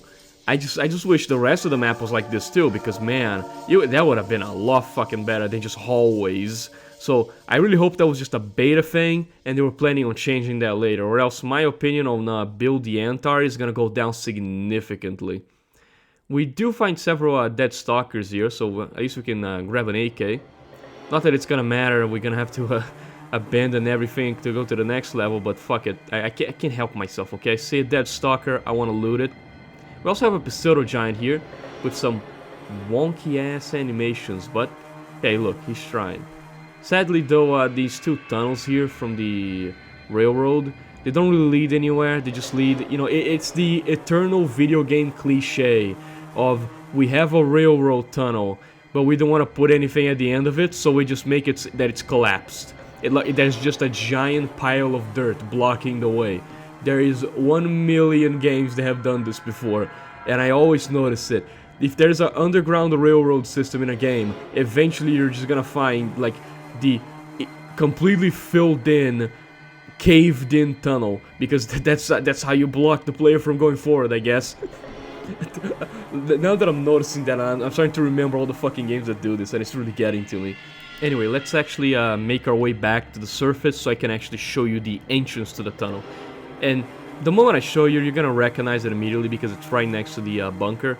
And this is very interesting to me because if this is one of the entrances to the lab, how would they like balance it? Because, you know, it's right next to the bunker, so it kind of begs the question, wouldn't you always take this entrance? Because it's very convenient, I mean, it's right there.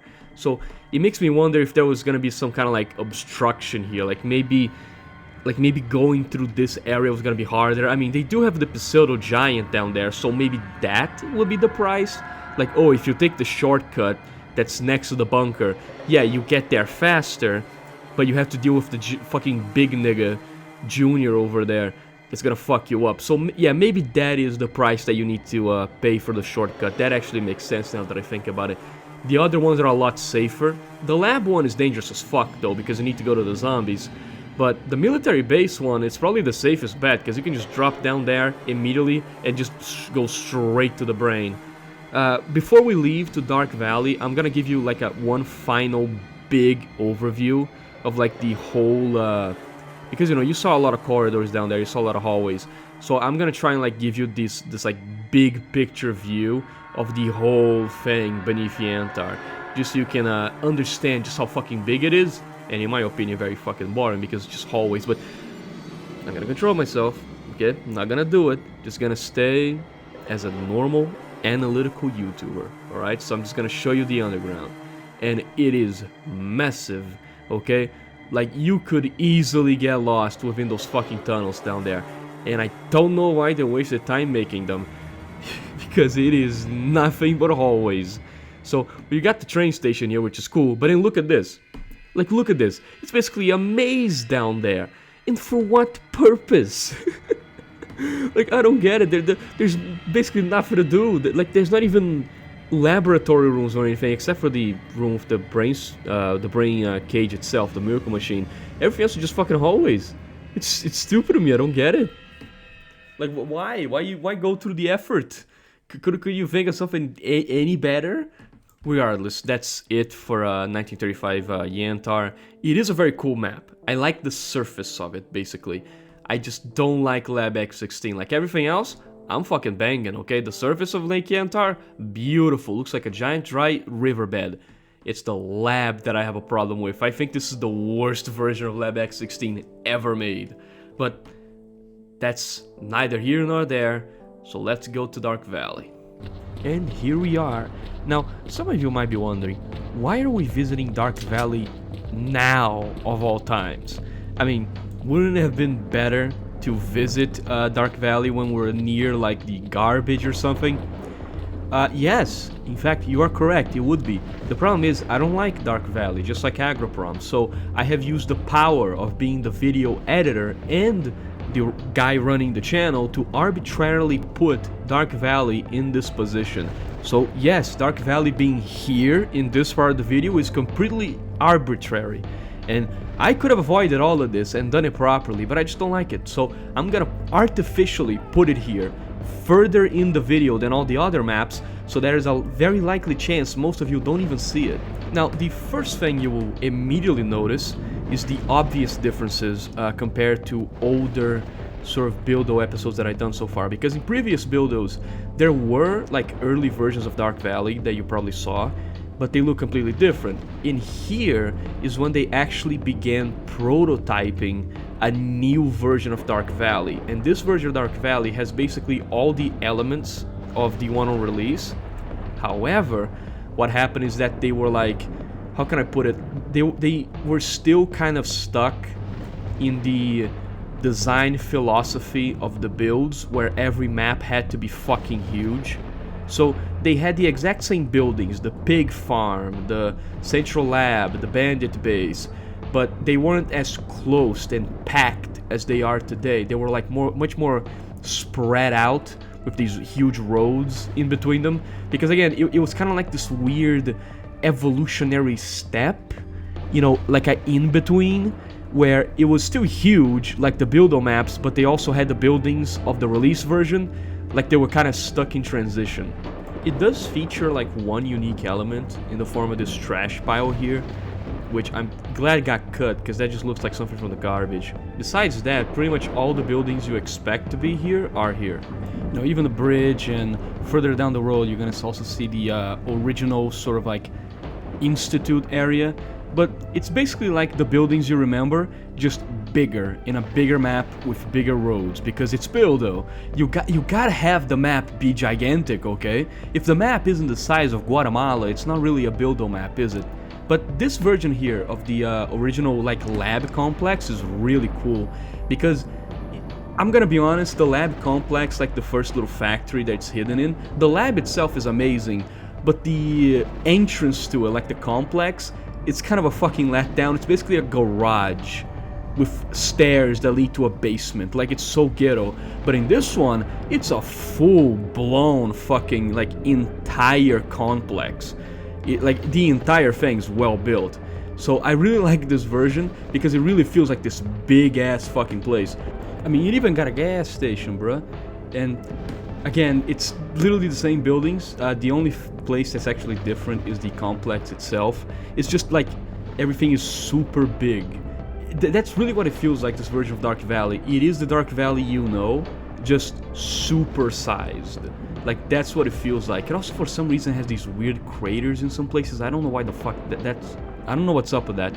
There's also like this lonely house over here as well, which doesn't show up in the release game, but it's just fucking here, far away from the complex. I have no idea what purpose this would be, and frankly, I think they just put in there for like reference, I guess. There's also this other section of the map, which I can only describe as the Windows XP Bliss wallpaper, because it's literally just empty fields of green forever. I don't know what the purpose of that would be, but it's there.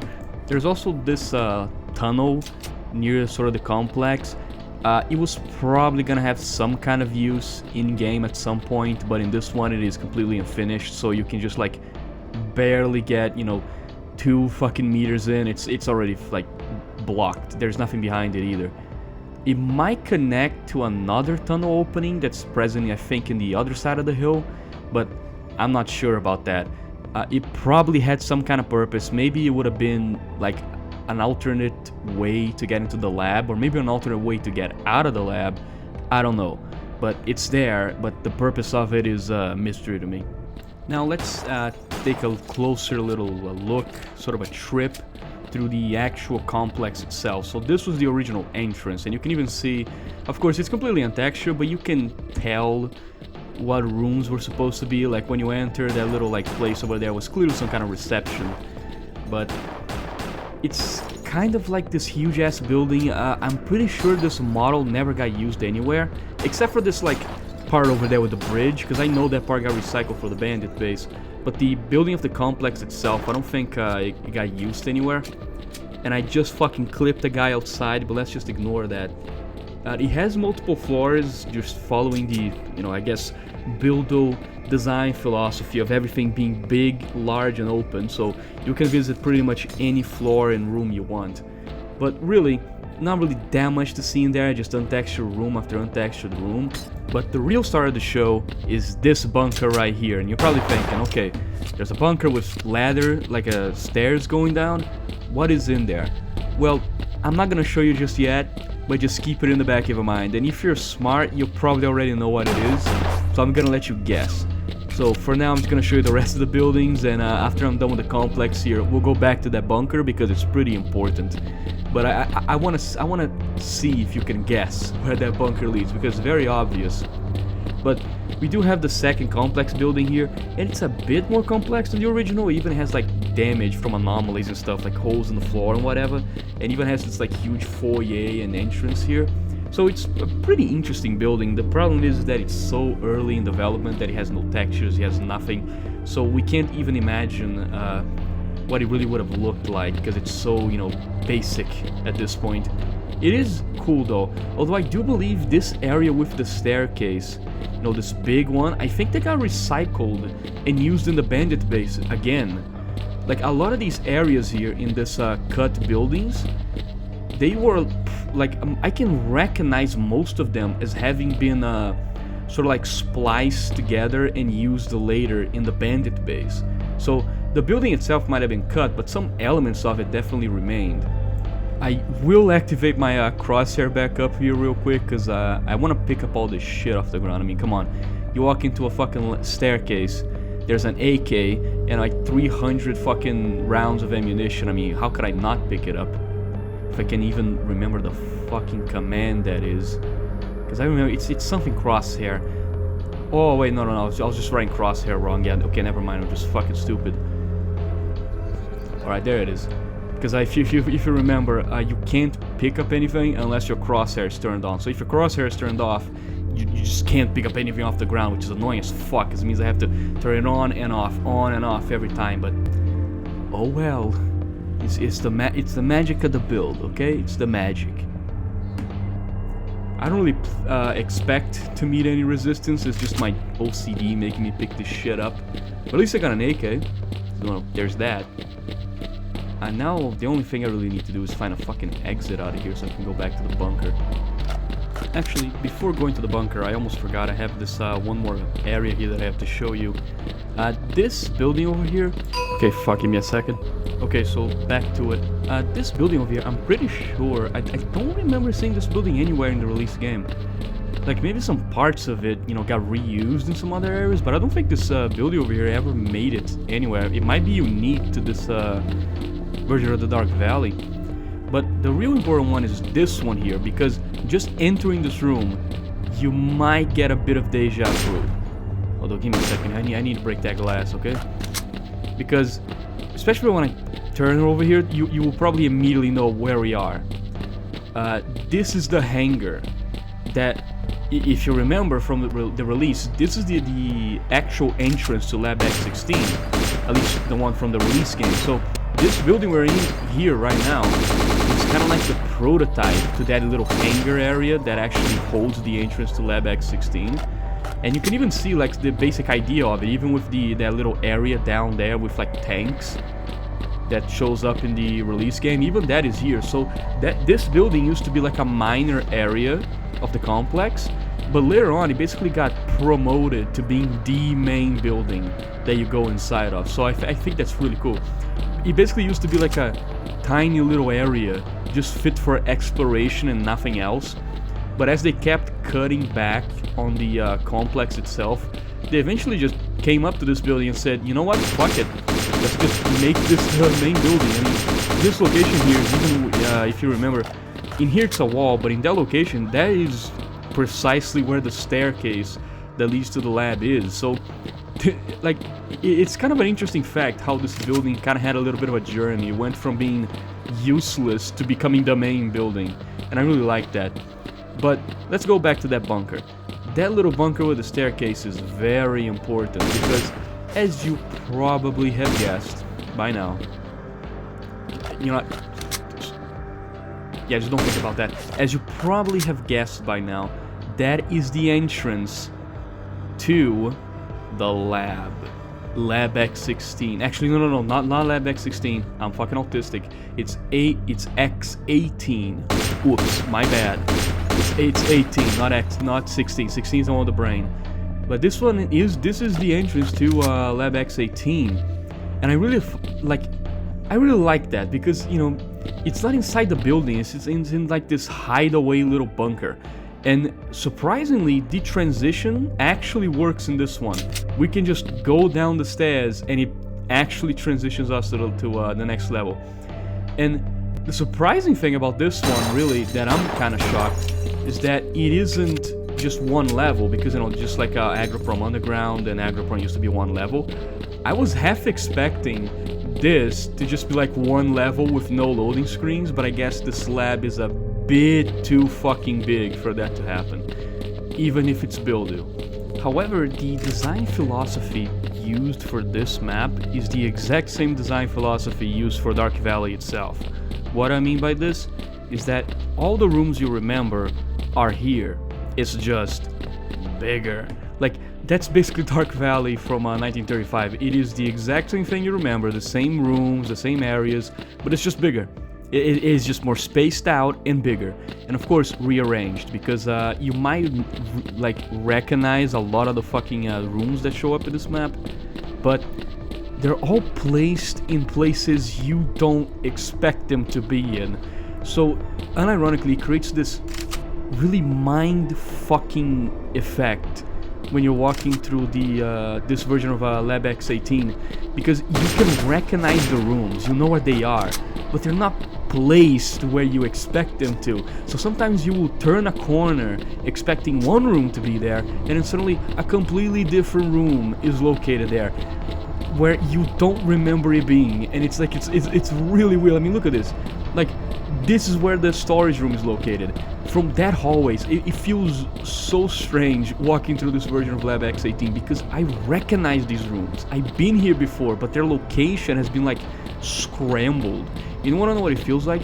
It feels like the Lab X18 you would see in a dream.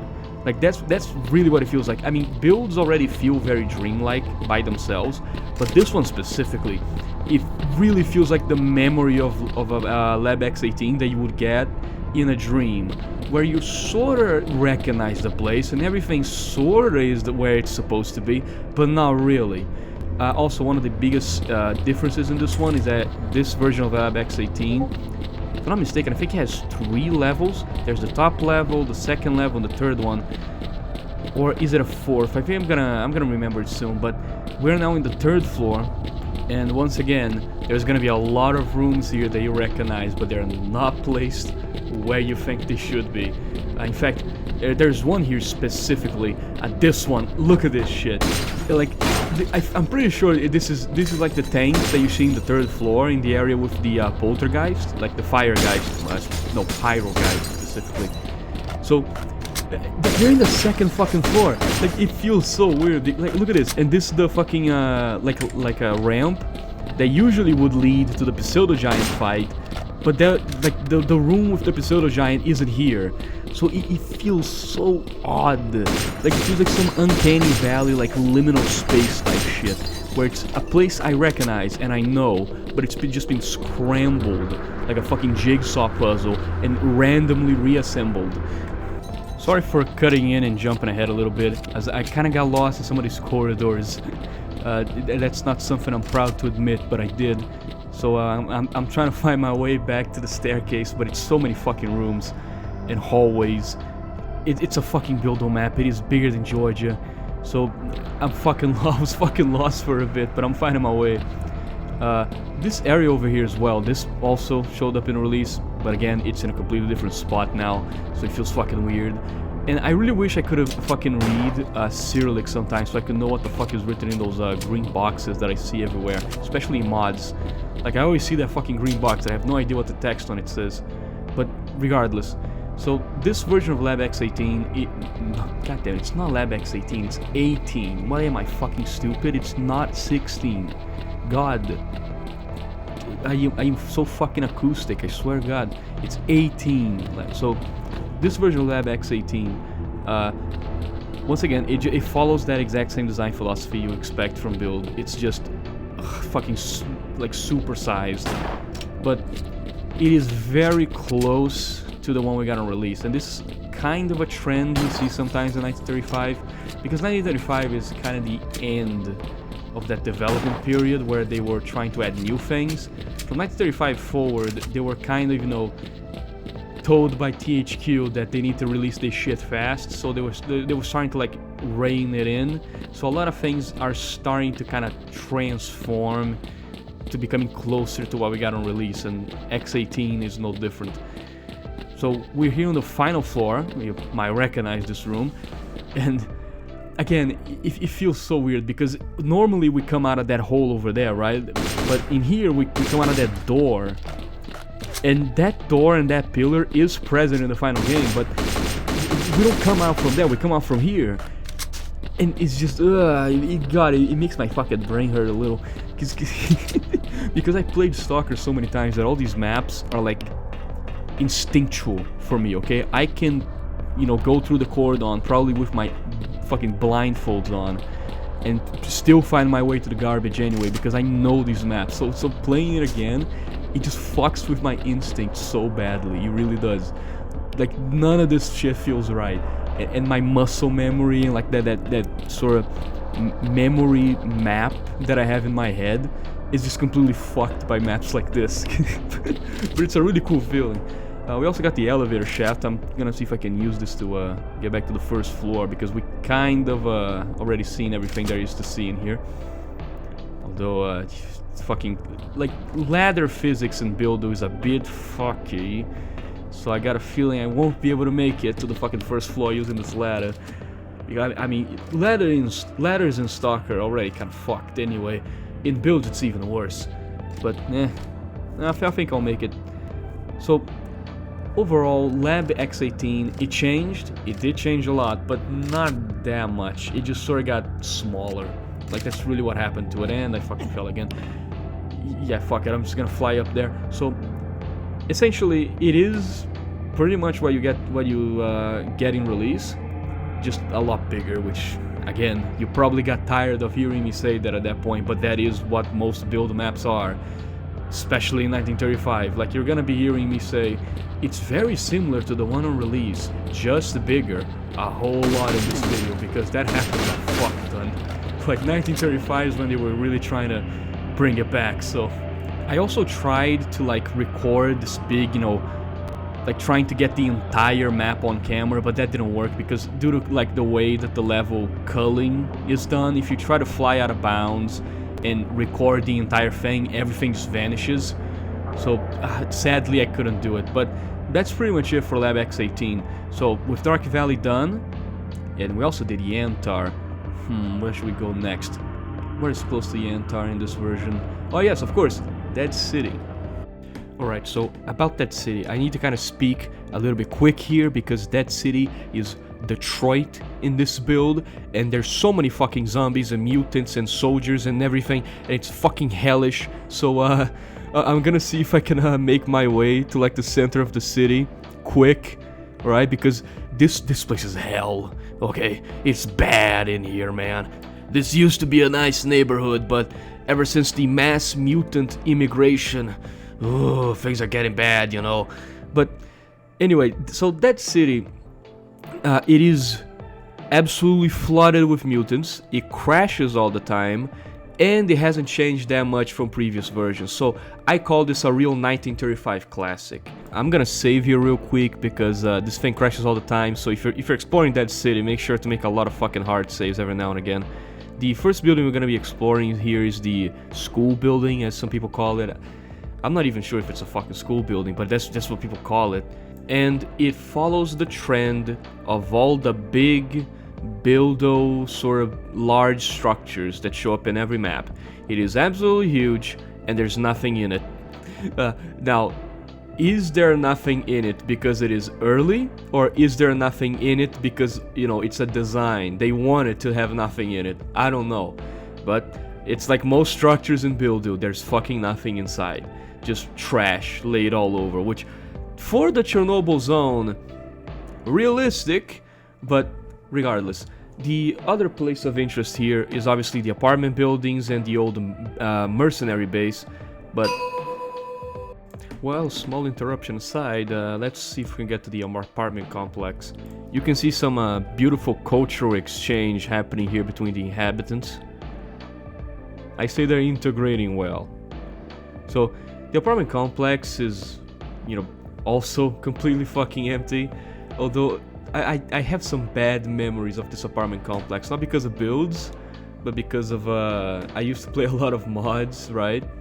And one of the mods that I played with, there was like this fucking quest where if you walk into the apartment building, you get stuck inside. I think it was OGSR, and you have to find books to escape the time anomaly. It was such bullshit. I hated that fucking... It wasn't even hard, it was just annoying to me. But in here, thankfully, there is no communist ghost keeping you trapped inside of a time loop. At least I don't think. So we can just walk straight through the building. And it's pretty much like if you ever played a version of S.T.A.L.K.E.R that has Dead City in it, from, you know, OGSR all the way to your anomalies, it's pretty much what you think. Like, you've seen this map before. You probably played this map before, because Dead City keeps getting brought back into like every mod ever. But I think Dead City itself, you know, the map, it isn't that interesting. What's really interesting about that city is what it's... The interesting thing about that city is what it represents in the old story for S.T.A.L.K.E.R. Also, by the way, I have no idea what the fuck this poster's supposed to mean. It's probably some old-ass comic propaganda, but I have no clue. So, anyway, that's the thing that I find more interesting about that city. The map itself, you know, it didn't change much, and there's not really that much to see in it. What it really matters to me about it is the place that it kind of like... the place it had in the story of S.T.A.L.K.E.R, the original story, because that city was actually supposed to be incredibly important to at least one plot point in S.T.A.L.K.E.R. And I'm gonna discuss this further as I go here to the original Merc base. So, that city, it was supposed to be in the original Shadow of Chernobyl, not S.T.A.L.K.E.R Oblivion Lost. No. S.T.A.L.K.E.R Shadow of Chernobyl, so completely different. I also really do wonder what these signs on top of the mercenary base actually mean, because I've been here several times but I still don't fucking know. I really do need to learn Cyrillic one day. Like, being a fan of this franchise, I got a feeling I should do that at some point, but regardless. So, that city was supposed to be very important in the original plot, because you see, that city is where you would originally meet the Doctor. Yes, your meeting with the Doctor was not supposed to happen in the Agroprom underground. That's something that came back later. You were originally supposed to fight him here, of all places. Because, remember how in the Agroprom underground, when you try to go to meet Doc, something explodes and knocks you out? In the release game, it is revealed that it's something, you know, the Doctor put in place as a safety measure. But in the original story, the Doctor was not responsible for that. No, it was the mercenaries. The mercenaries are the ones that actually put that grenade in there. And it was intentionally put in there as an ambush to capture you, the Marked One, and the Doctor. Because the Doctor, they already captured him on the way to Agroprom. But they knew that you were going to the S.T.A.L.K.E.R stash, so they put that grenade in there to catch you. And it worked. You were supposed to go in there thinking you were gonna meet Doc, you're gonna get knocked out by the explosion, and you would wake up in that city in the same cell as the Doctor. And it's in here where he would obviously look at you, recognize you as S.T.A.L.K.E.R, and he would just spill the beans saying, no, wait a minute, you are S.T.A.L.K.E.R. Like, you're not hunting him, you are him. So that is what that city was supposed to be originally, and the idea was that, you know, the mercenaries would hold you there hostage, essentially, trying to get info out of you, until eventually as I was saying, eventually the military would raid the Dead City looking for the mercenaries, And of course, in the chaos, there'll be like explosions, gunfire. Your cell door would open, and you would be tasked with escaping and, you know, trying to get the hell out of there. So that's how you would originally meet with Doctor. It was supposed to be in the Dead City, and then you would, if I'm not mistaken, I think after Dead City he would also show up in the swamp, and you could talk to him further there. But the original meeting where he goes like, what happened to you? Did you lose your memory or something? Like that whole cutscene he does in the Agroprom Underground, that was supposed to happen in the Dead City. One of the only kind of like real differences between this version of Dead City and the other ones is that this one does have a little bit of a more like extended, you know, rural area to the city. Like it isn't just the city itself as it was in some builds where it's just the city and the roads out and nothing else. They actually have like some, how can I put it, like extensions around it. Like there's the river here as well. You know, it's like a little bit of a bigger version with some more sort of like forest areas, some more hills, some more like tiny little houses located in the hills as well. So it's kind of like an expanded version, very slightly, of previous versions of the Dead City, but it really isn't that different. It's basically just the town center, but we added some more shrubbery and hills around it. Also, one interesting thing is that the Dead City was supposed to have like this huge lake going through it, and this really seems to be a kind of a pattern now that I realize it. Like Cordon had a lake, Garbage had a lake. Like, I don't know what it is. It's like every single map originally was supposed to be some kind of swamp or something. And it's also very strange to think that Dead City is like right beneath Pripyat, meaning you could access Pripyat from the Dead City, because nowadays we see, you know, Dead City as being like, you know, near Lamansk or something. But, you know, in this version, it's like south of Pripyat. So you could have accessed Pripyat and then Chernobyl power plant through Dead City. I don't know what it is, but there's something about that fucks with me, okay? And of course, right next to it, also get the swamp, which I do imagine this swamp water that we see here is probably the same river that would show up in the swamp as well. So that's interesting. But outside of these small differences, it's the same old Dead City that you've seen before. It isn't really that groundbreaking, I would say. Like I said, Dead City, the map itself, it isn't really that interesting. The real, like, important thing about Dead City is the place it was going to take within the story. You know what I'm saying? Like, that's what makes Dead City interesting, not exactly the map itself, because it's kind of small and a little bit bland. Although I will admit, the thunderstorm mixed with this like Soviet architecture and a giant Lenin statue in the middle, pretty cool. I have to give credit for that. So with that city out of the way, it's time to go to the old swamps before this build crashes. And here we are, beta swamps. Now, I have to say, this version of the swamps, I mean, look, personally, I already fucking hate swamps in every single S.T.A.L.K.E.R game. The swamp areas in S.T.A.L.K.E.R are my least favorite areas, period. So, the Great Swamps in Clear Sky, Zaton in Call of Pripyat, those are my least favorite maps in S.T.A.L.K.E.R history. So as you can imagine, I'm not a big fan of swamps. And I'm not a big fan of this fucking swamp either. I hate this fucking map too. I know that it's very cool and it is a piece of S.T.A.L.K.E.R history, but it's a swamp, which means I automatically despise it. Okay? Because I mean, I'm gonna be honest, this version of the swamps, it is cool, especially one of the effects that they use to get this, how can I put it?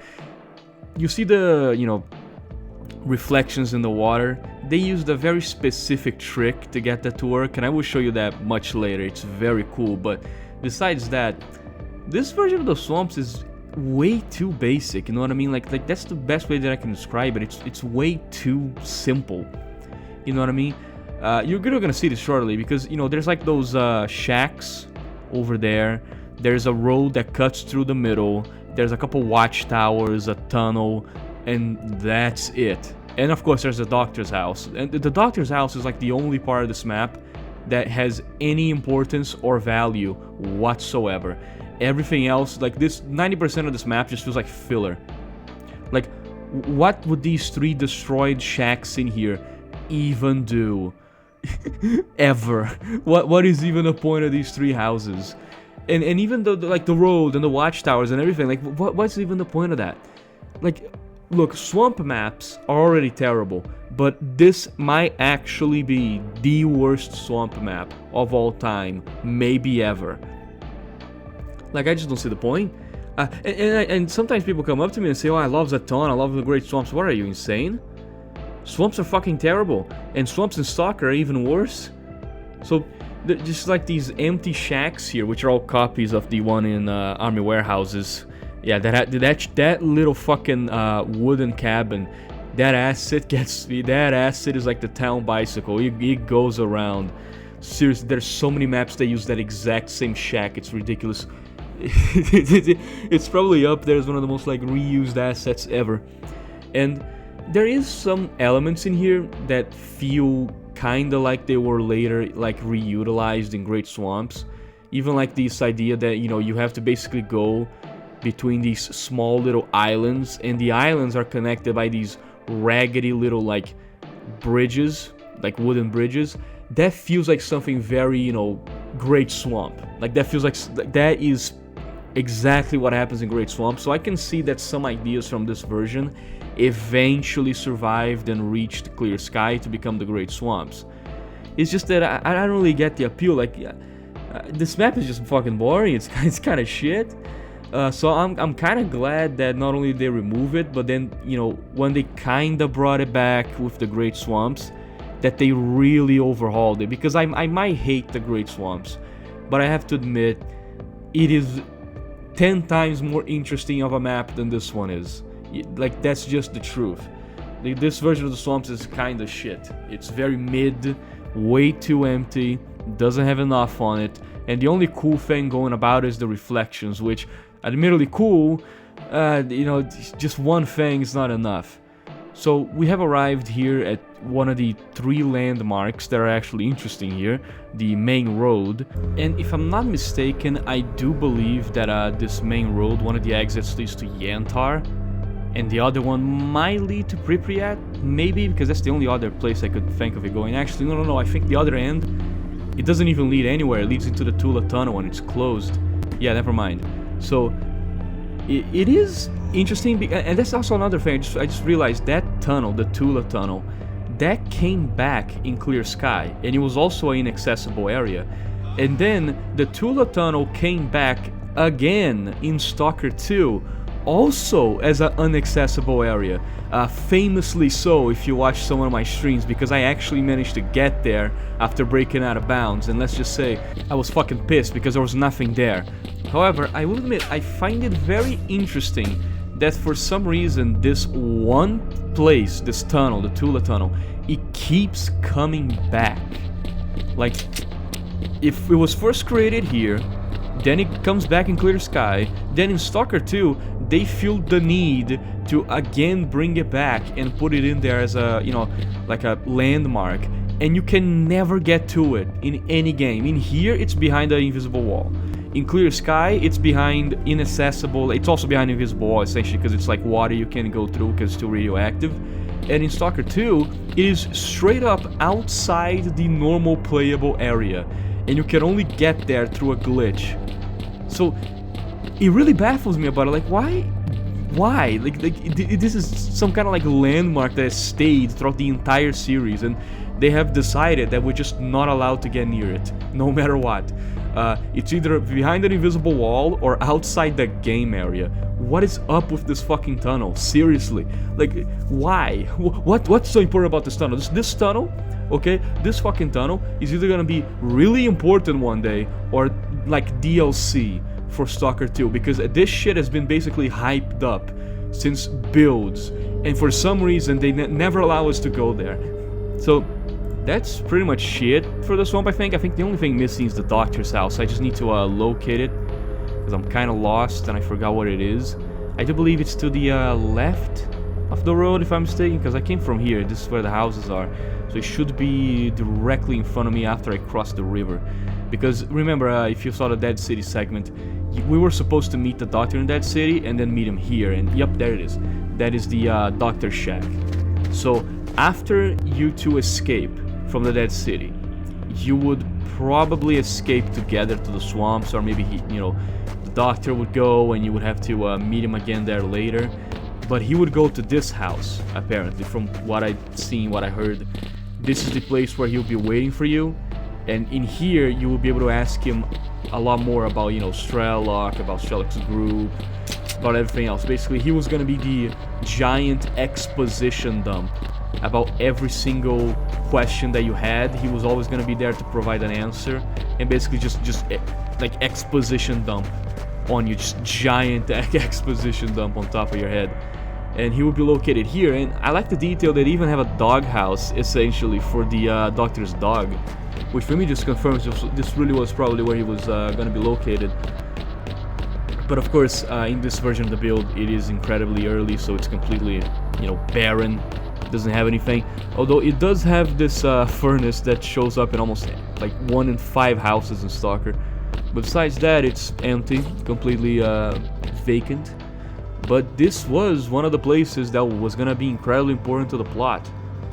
But now, before we leave swamps, I want to show you guys the thing that I said earlier about the reflections in the water, because you're probably noticing that this map has like perfect reflections. Well, let me show you how the sausage is made. This is how the reflections are made, and it's one of my favorite techniques ever used in a video game. If you ever play Resident Evil 4 and searched up how they did it, you know, the reflections in that game, you're gonna immediately recognize this. It's not reflections you see. The water is essentially a transparent texture, so you can just see through it below the map. And below the map is a copy of every single piece of scenery and, like, you know, props and houses and everything.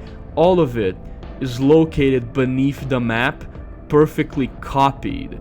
So when you look at it from above and you see down below, it looks like a perfect reflection, but it's not a reflection. It's not a reflection at all. Like, if you see a reflection of the bridge or the watchtower or something, that's not a reflection. It is a copy of the watchtower that has been put underneath the map, 90 degrees down, and because you can see through the texture of the water below the map, it creates this illusion of reflection, and it's so fucking cool. I love it. It is my favorite little technique they ever made in video games, because we need to create all these advanced graphics and whatever to get reflections, and then these guys, they managed to do it, you know, like this, super easily. No need to create, you know, fucking perfect GPU heavy reflections. No, they just stick a perfect copy of the map beneath you, and that's a reflection now, and it works. Like, you don't notice it. Like, it is a perfect illusion, and I fucking love it. It is absolutely goated, okay? Best fucking effect, best technique in games ever. But okay, I have to admit, that was really fucking cool. That effect is really cool, but that's pretty much it for the swamps. After this one, I think we should continue up further north. What about radar? And here we are in radar, and right away the entrance here is rather different. We have this huge fucking road, and trust me, huge roads are kind of a theme here. As you can see up there, there's like the road is even bigger, and the only thing we really have here in the entrance is this sort of like small outpost. Although the most interesting thing is this like little roadblock, like concrete roadblock they got here. But before I get to that, if you remember this like little place here, it kind of got reused, especially that tower over there. I do believe in the release there's a monolith sniper on it. But this concrete roadblock here, this is kind of like the main focus of interest, because I don't actually know what they were trying to do here. Because it blocks this road, right? Like, it blocks this road from going, like, when you first look at it, it seems like it might go straight to the antennas. But no, it doesn't go to the antennas, not at all. If we fly up here over the wall, which I like to think is kind of like a barricade set up by the monolith, it doesn't go to the antennas. It goes up forward, then veers to the left and goes nowhere. I have no fucking clue what this is supposed to lead, because, you know, look, unless I ask the guy who made the map, I think this is gonna stay a mystery forever. Like, I don't know what the point of that road is. Maybe it was gonna connect somewhere. during development, and then decided to cut that out, and so they just put, you know, like a concrete barrier in front of it to stop people from going there, because this road leads nowhere, and I don't know what it is. Like, when I first saw it, I thought, oh, there must be some kind of an alternate route to the antennas, so that's why they cut it off. But no, it's just there, and it leads nowhere. The only other thing here is obviously the giant fucking garbage piles, which I'm gonna show you here in a minute. So I gotta say, I love like the ambiance of this radar too. Like, there's something about it, like the long ass road, this amazing skybox, like the ambiance of it. I don't know what it is, but radar in this version just feels really fucking groovy.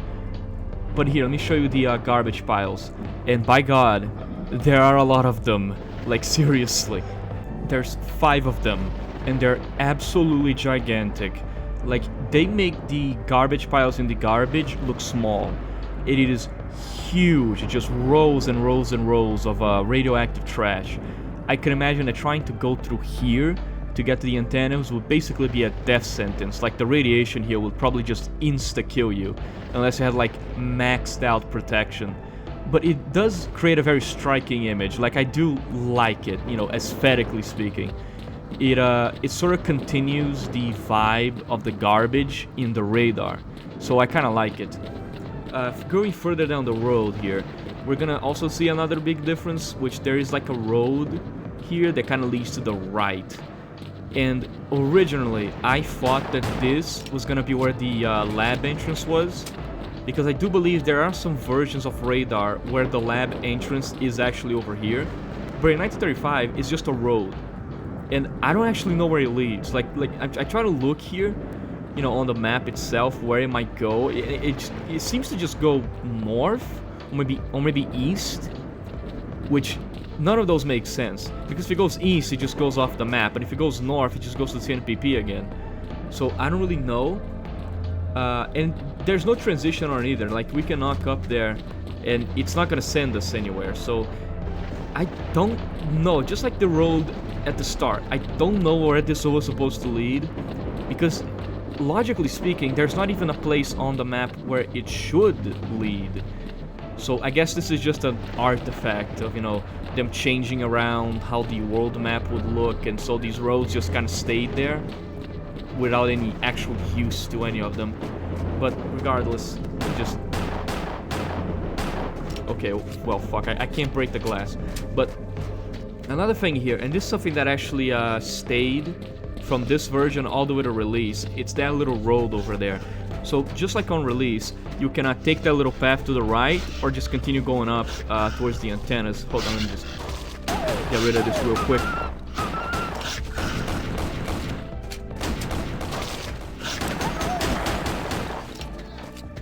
Anyway, so this little path here, it actually stayed from this version all the way to release, but on release, it actually leads to like a sort of just a bunker entrance that you can't access. Like, it doesn't lead anywhere. But in this version, it's a bit different. It was actually the most important part of the entire map. Like this little road over here. Of course, if I can get to it and stop being fucking pushed around by this anomaly. This obnoxiously large anomaly, might I add. But this part over here on the release game, it's sort of just useless. There is a stash here, I do believe. I think it's the stash of the, what's it called? I think the stash of the destroyed faction, something like that. It is located here on release. But in this version, oh, actually no, in the release version, besides the stash, it's basically completely useless. Like, you only go there as a curiosity, you know? Oh wait, hold on. I actually really do want this, okay? Hold on. Come to me, baby. The only problem though is you can't use the scopes, because the scopes are completely broken. Because they're made for 4x3-inch screens, and oh man. In a modern monitor, they just completely shit the bed, so... Yeah, at least we can still hip fire with it. Wait. Oh, even better. Even better. A Groza. Alright. Let me just change this out. So, as I was saying, the bunker here is basically identical. Like, it looks the same way that it looks on release, with the little guard post and the entrance there. But instead of being useless, this one here is incredibly important, and you're about to see why in a few minutes. Let me just ah man, they're gonna run away. I wanted to kill them. Wait, hold on. Got him. If I walk here near the entrance, we actually transition to Lab X10. If I'm not mistaken, I think it's X10. So this bunker here, let me go back to radar real quick. This was supposed to be how you accessed the Lab X10. So instead of going all the way to the antennas and then kind of going beneath the antennas into the bunker itself, you were actually just supposed to go here. Which, now that I think about it, doesn't really make much sense, because I do believe in the X10 map, there's like the control room where you turn off the brain scorcher. In that room, it's supposed to be like, there's like these huge tubes. They're supposed to be the cooling tubes for the towers. So the cooling tubes being here and the towers being all the way over there doesn't really make much sense, but whatever. So this part that in the release title became completely useless beside a single stash, in this version of the game is actually the most important part of the entire map, because this is where you were actually supposed to go. Hold on, let me get rid of this guy. If I can fucking hit him, that is. Wait, hold on, I gotta wait for a headshot. Nah, you know what? Didn't need it. So, it is a very interesting thing, because now they kind of created a bit of a problem, because in this version the bunker is over there. But in the release game, the bunker is beneath the antennas. So it kind of begs the question, what is that place supposed to be now? Because you can still go there in Shadow of Chernobyl, you just can't enter it. So what, is that supposed to be like a second bunker to the complex? Oh fuck. Wow, this fucking anomaly is obnoxiously big. It really is. Like, well, I was all the way up there and still fucking got me. And I might not be able to escape without no clipping. God fucking damn it. Well, I'm glad this didn't make it to release. This is obnoxious as fuck. Yeah, fuck it, screw it.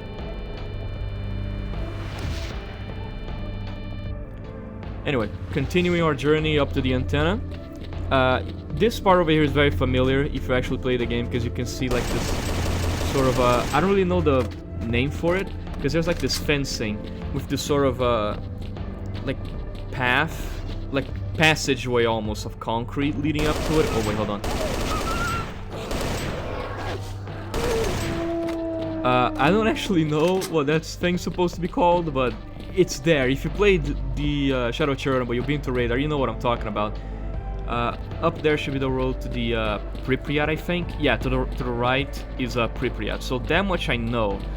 Even if I don't like, you know what, I'm gonna talk about this later, because basically the roads in the radar, at least in this version, they don't really seem to make sense to where they're placed. Like, they're basically kind of nonsensical, because the road to the right, if you play the game, you'll know that it leads to Pripyat, you know, in the release. But the way that radar is positioned on the world map in this version of the game, it doesn't really make sense that that road would take you to Pripyat. But like I said, I'm gonna get to that later. So, one very interesting thing about this little sort of like passageway up here, which I want to show you guys, is that at some point we might have been able to go in there. Like, it might have been a place that we can go into.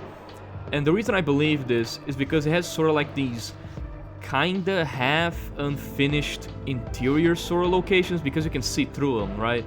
In the release game you can't do that, it's completely closed off. But in here one, it's like they were trying to imply that you know, there's something inside you can go in with these like semi-finished rooms. Not only that, but the back here is open.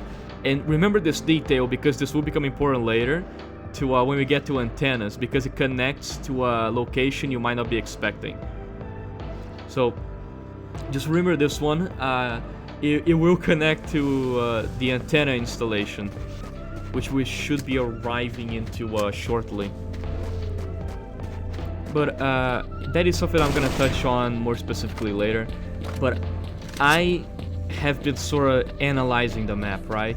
Where the roads might lead, where its position in the world map is.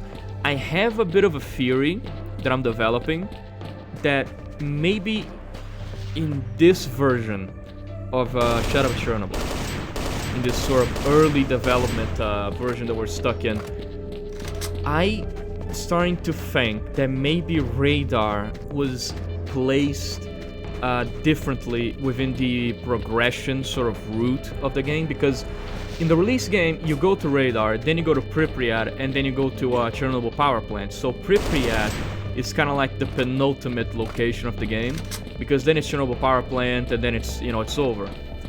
I have reason to believe that maybe in this version of the game, in this version of Build, maybe radar was the penultimate location, and Pripyat was actually the place that you would go before you go to radar, which sounds crazy because, you know, usually you have to disable the brain scorcher to get to Pripyat. Well, in this version, which I'm gonna show you in the map later, I'm actually kind of convinced that instead we would have gone to Pripyat first, and then from Pripyat we would have gone into radar, right? And then from radar we would have gone into Chernobyl power plant. The reason I have to believe that is because some of the roads don't make sense, and I'm gonna show that a little bit in detail later. But right now it's time to talk about the complex, the antennas. And obviously, you know, this version is a lot more simplified. Like, there's no monolith camp in the middle here. It's just the houses, the two houses, and the antennas themselves. And of course the institute behind the antennas that we can't enter. But it's pretty much what you expect it to be. It didn't really change much. It just got more things added onto it later. So it is the antenna complex that you have come to know and love, except for that road over there. And another one to the left. Which, don't worry, those roads, we're gonna talk about those roads, okay? Because they made me have some ideas in my head, alright? But before I explore, let me just kill these two people here. Because somebody is shooting at me. I just don't know where he is. Oh, there's two of them. But where's the guy with the gun?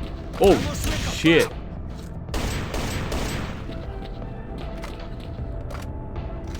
And this guy was fucking loaded. But nah, fuck it. I already got a Groza. I don't need it. So this house over here, it's the one you see on release. The only difference is that this one is actually open. The main door is open, so it would have been way easier to get in. But it's the same sort of like copied asset, the same one you see in Wild Territory as well. We have the antennas, the house, but the real interesting part here, okay, the real kicker, is that location over there. If you played S.T.A.L.K.E.R, you immediately recognize that as the entrance to X10 in the release game. But in here, it's completely boarded up. Like, this is not the way to X10 in this version. It's a completely blocked off path. So that's already interesting enough because it shows just how different the map was supposed to be. But if we use demo here to go in, we can make a really cool discovery. Because right after this wall here, if we just fall down, it connects perfectly to the concrete walkway, like the passageway over here, showing that this is kind of like of a underground railroad sort of thing, and they connect perfectly in a way that can't be accidental, you know what I mean? Like, it just lines up too well. So I actually have a theory that maybe they had the idea of this being an alternate path to the antennas, where maybe you would go through the concrete passageway, right, through the railroad, and then maybe you would like blow up the wooden boards and you would arise, you know, up here. Because if you remember Yantar, they were playing around with the idea of multiple entrances to an area, so they might have wanted to do that again here. And so that might have been like a different way for you to get to the antenna complex. And I think we should finish up this section here with the antenna complex by just giving you a nice, you know, sort of panorama of this early version of radar here. Which, I mean, we really got lucky with the weather too, because by the time we got to the antenna, the sun started coming out, so it just looks really crisp, really nice. It didn't really change that much, like the general design, I guess you could say, of the antenna complex, because it's kind of a basic location. You know, you have the Institute building over there, you have the antennas, there wasn't really much you could really change. This is actually kind of a trend with a lot of the radar locations, that the antenna complex itself tends to stay the same. It's more the map around the complex that changes, but the complex itself, it basically just stays the same way, like they got it right the first time. But now, it's time to talk about the fucking roads, okay? Hold on, I played the demo again. Alright, let me go back to no clip. Alright, so this other fucking road here. This is not in the release game. There's another road, because there's the one down there, okay? And then there's this one here that just leads to the back of the Institute. And then there's like this additional one that goes to the right of the... Actually, no, left. I forgot. It goes to the left of the antenna complex. And this road is actually very well developed. Like, it isn't just, you know, a road that goes on and then cuts off. It's pretty big. And it even has anomalies on it, showing that, like, they were trying to place down elements in this road to kind of develop it as a genuine part of the map. The problem is, I don't fucking know where this is supposed to lead. And not only that, it forks. There's one that goes to the right and one that goes to the left. Where is that supposed to go? The only that I can think is that, you know, the one on the right, it goes north. So it has to go to the Chernobyl power plant at this point, because there's no other place further north than this one. But what about the one on the left? Where does that go? Like, it has no place to go. Maybe Pripyat? Because Pripyat is to the left of radar in this version of the world map. But even then, like, I don't fucking know. There's so many roads, like the one we had in the beginning, the one that we in the release game sends to Pripyat, this one over here. There's so many roads out of radar. But the problem is, they don't really make sense with the area that radar is placed within the world map. And that's what fucks with me. Because, basically, the way that it's set up now, the way that radar shows up in the map, these roads essentially go to nowhere. Except for these two. These two roads here, the ones that the forked road, as I'm gonna call it from now on, they actually do lead somewhere within the map. But they both lead to the Chernobyl power plant. If I remember correctly, I think it's both of them lead to the Chernobyl power. Let me open the map here. So we see radar here, right? You can see even the rows of garbage. So the two roads, one of them seems to go to the Chernobyl power plant, but the other one that's closer to spawn, it just goes to the left, which there's nothing on the left. And the two forked roads over here, because look, in here we have the antenna complex, right? These are the two forked roads. They both seem to lead to Chernobyl power plant. But that kind of begs the question, why do that? Like, why have two paths to the same location? It seems kind of superfluous. Not only that, but in this version, instead of being below Pripyat, radar is next to Pripyat. And Pripyat has a road connecting to the dead city. But you know what Pripyat doesn't have? A road that connects to radar. It doesn't have one. So my little game theory here is that radar was a place that you would go after Pripyat. So you would go to Pripyat from Dead City, and then from Pripyat you would go to radar, disable the brain scorcher, and from there you would go to the Chernobyl power plant. So basically radar and Pripyat switched places. Pripyat became the area that's like the penultimate area before Chernobyl power plant, and radar became the one before Pripyat. But in this version, I think that Pripyat was before radar. Like, you had to go from here to Dead City, following this path, up to Pripyat. Then from Pripyat, you would go to radar somehow, or maybe you would have to, back down and, go back up. But somehow you would go from Pripyat to radar, and then from radar to Chernobyl power plant. And then from Chernobyl power plant, you would have found some way up to get over there to the generators. But that's basically it for the radar map. Please tell me in the comments if I'm just completely schizoing out, because I don't actually know if what I'm saying is true here. It's just a feeling I got. And because this game has no Pripyat, the only option left going further north is, of course, Chernobyl power plant. Now, the first thing I need to show you here is some really fucking weird artifact that happens here in the beginning part of the Chernobyl power plant, because right now it's normal, right? But if I go slightly to the right, Boom. The textures are leaking. The textures are leaking. The textures are leaking. Like, like what the fuck? The textures are leaking. Like, that's all I have to say. And it's completely like it's random because if you just stand still, sometimes it goes normal. But then you go slightly out of position, boom, the textures are leaking. The textures are leaking. Why does that happen?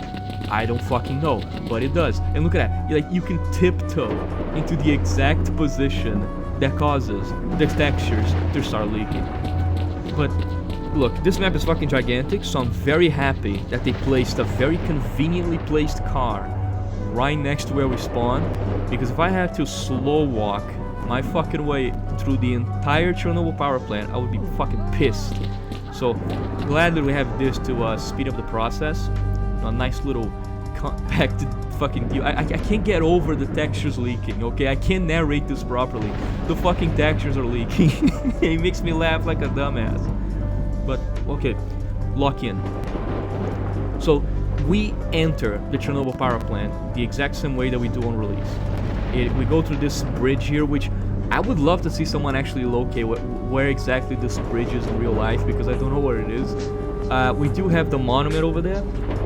And of course, this version, it's before the Operation Monolith idea probably came into being, so there's no like destroyed build vehicles or anything, it's just clean.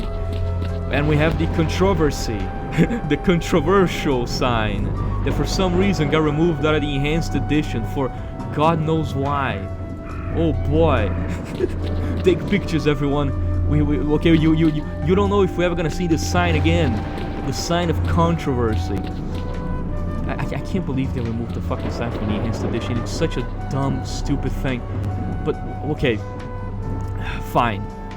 Okay, don't mind me just taking a picture with the controversy, the controversy monument. That's what I'm gonna call it now. Every time I play fucking Chernobyl, the moment I come to this server, I'm just gonna call it the controversy monument. The enhanced edition monument. But regardless, we do have here the entrance to the Chernobyl power plant. It's very similar. The reason that Chernobyl power plant is so unbelievably similar between this one and the one we got on release is because they literally just copied, like they essentially recreated like the actual power plant, almost one-to-one in the engine, which is very, for the time that this game was being developed, that was crazy. Like I really have to drive that point home, because I'm pretty sure the map they made here, like it's almost to scale, like the real Chernobyl power plant, and that's crazy. Like I think it's only slightly smaller than the real thing, like they, you know, sort of compressed it a little bit. But as far as I'm aware, like this version is the whole thing, and the work that must have gone in to model it so well like this, every little detail, every single part of it, must have been crazy. Like seriously, so like I like to do 3D modeling a lot. And I would fucking kill myself if I had to mod all of this. Like, holy shit. Because you just know that the whole, like, the model of the Chernobyl power plant itself must have completely blown up some guy's computer back then. Like, seriously. Another element to this map is that it's absolutely chock full of mutants. Like, seriously, it is waves of mutants all over the place. Bureaus, chimeras, dogs. Like, look at this. Look at this fucking bullshit we're about to drive past right now. Look at the amount of fucking dogs they got on screen in this map. No wonder this shit crashes all the time. They're literally overloading the AI on these fucking maps. Why would you ever need this many fucking dogs? I don't know. But hey, I don't work at GSC. I'm not a genius, okay? Because, I mean, to model all of this shit, you probably have to be a genius, because I wouldn't do it. Oh no, make a one-to-one model of the Chernobyl power plant. Fuck no. So, first big difference here: the original entrance to the sarcophagus was not where it is on release. As you can see, that little door there, the one that we actually used to get to the sarcophagus on release, it's not present here. Gone. Just not there. So, we wouldn't use, like, basically we wouldn't access the sarcophagus from the south, and that makes sense because you might have noticed when I was driving back there near the entrance, you can see the north of Chernobyl from the south. And don't worry, I'm about to show you that, because it is probably the most impressive part of this map. how it's the entire Chernobyl power plant, uncut. Like there's no south and north section, it's the entire thing. And also I just realized that now the lighting is fucking up too. Like the textures were already fucked. Like the textures are sliding on the ground, but now the lighting is going crazy. The textures are leaking. Soon enough, the sun is gonna start leaking. But well, welcome to builds. Okay, well look at these fucking textures on the floor, man. This shit is so fucking raw. This shit is so raw. It is. It needs to go back in the oven. Like it's not even raw. It's still kicking. Okay, if this was a piece of meat, it would still be alive. It's not even raw. It's still fucking alive. Like you can't move 5 meters without either the textures leaking or the sun leaking. But oh man. But anyway, so we go up to the gate here, close to where we would exit the sarcophagus in the north. As you can see, we can just go straight through, and boom, like that, we're in the north of the Chernobyl power plant. Like, it is just the whole thing. No stages in between, no separation, nothing. And it feels so odd to be able to go from the the south to the north so fucking quickly. So, right away, we're in front of the sarcophagus. And another interesting thing is that you can kind of see the door over there to like the left of me, no, right. That's the door that you would usually come out of when you come out of the monolith control room. In here, it's closed, so that also begs the question again. Like, if you like the entrance to the sarcophagus in the south, you already can't go in. The door over here is blocked, so you wouldn't be able to come out of it. Where were you supposed to access the sarcophagus? Because I was searching around the map and I couldn't find the transition. Maybe someone out there knows the original transition that takes you from the Chernobyl power plant to the sarcophagus, but I myself couldn't find it. So I don't actually know how you were supposed to access the sarcophagus originally. I know you were supposed to because there's a fucking map of it, but I don't know the original entrance. Like, I have no clue. So I don't really know where and how you were supposed to. I would imagine that since the south and the north are fused into one here, that you would probably have to fight your way through the south, reach the north, and then somewhere on the north you would have found a way to get into the sarcophagus. And then from the sarcophagus you would have gone, like maybe you would have found a document in there or something. From then on you would have left the sarcophagus and gone back to the generators. But that's about it. Another interesting location here is just sort of like I don't know what to call, like this little ceiling area here. Because I do believe you can only access this area in 1935. Because the way you're supposed to get through here is through that little ramp from the north. But because the north and the south got separated into 2 different maps, I do believe you can't access this location in the release game. Like, you can only access here in builds because of the fact that it's 2 maps fused into one. After they cut it in half, I'm pretty sure that little ceiling over there can't be accessed. So let's continue our joyride here down the Chernobyl neighborhood. And the sarcophagus here, it does look pretty identical to the release. I'm pretty sure the only thing missing is like the helicopters crashed in the ceiling and, you know, all the other like smaller details. But pretty much what you expect to be here is here. Like it's the original layout. I mean, they couldn't even change the layout because it's a real fucking area. Like they were recreating it in 3D. They couldn't really change it. So it's pretty much exactly the CNPP that we know. It's just missing all those little additional details from the release game because they had Operation Monolith happen in the release game, so they had to add, you know, all the downed helicopters and military units and whatnot. But in here, it's basically just the based, sort of clean version. The only thing that's like really missing is the generators over there. Like that's one of the things that jumps out at me. There might be some minor details also missing, but the one that strikes me right away is this. Like the generators are completely missing.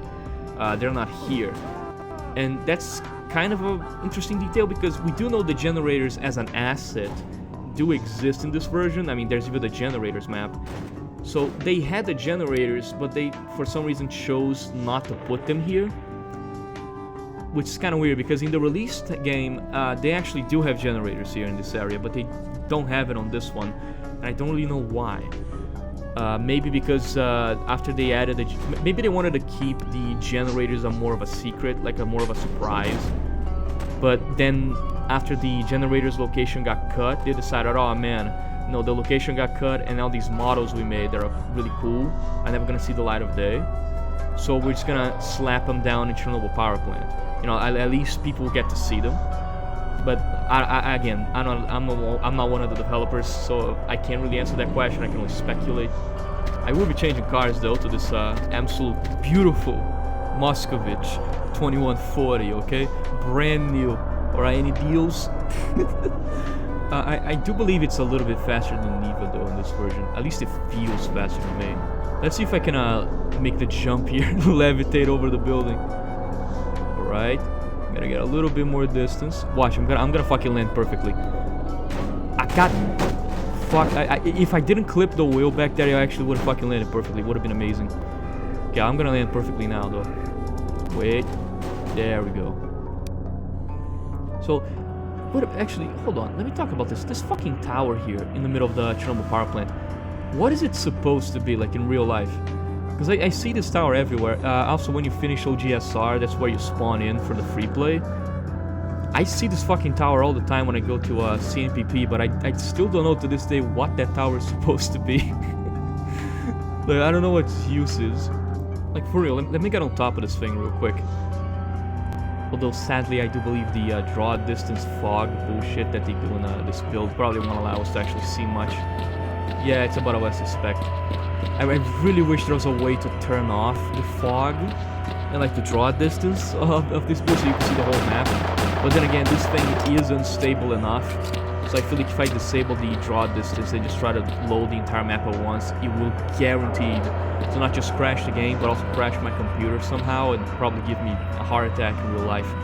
You know, like some kind of gypsy curse bullshit. But the ceiling of the Chernobyl power plant, there's not really much to see up there, because you're not really supposed to see it, so it's just sort of repeating textures. And as a way to finish off this section of the Chernobyl power plant, I think the best way to do that would be just give you a nice view of the original, you know, the main course, Reactor 4, okay, the protagonist here. The reactor that managed to beat the record for energy generation in the USSR in, from 30 years to 6 seconds. And also showed the world that communists are so dumb they can't even boil water correctly. But I digress.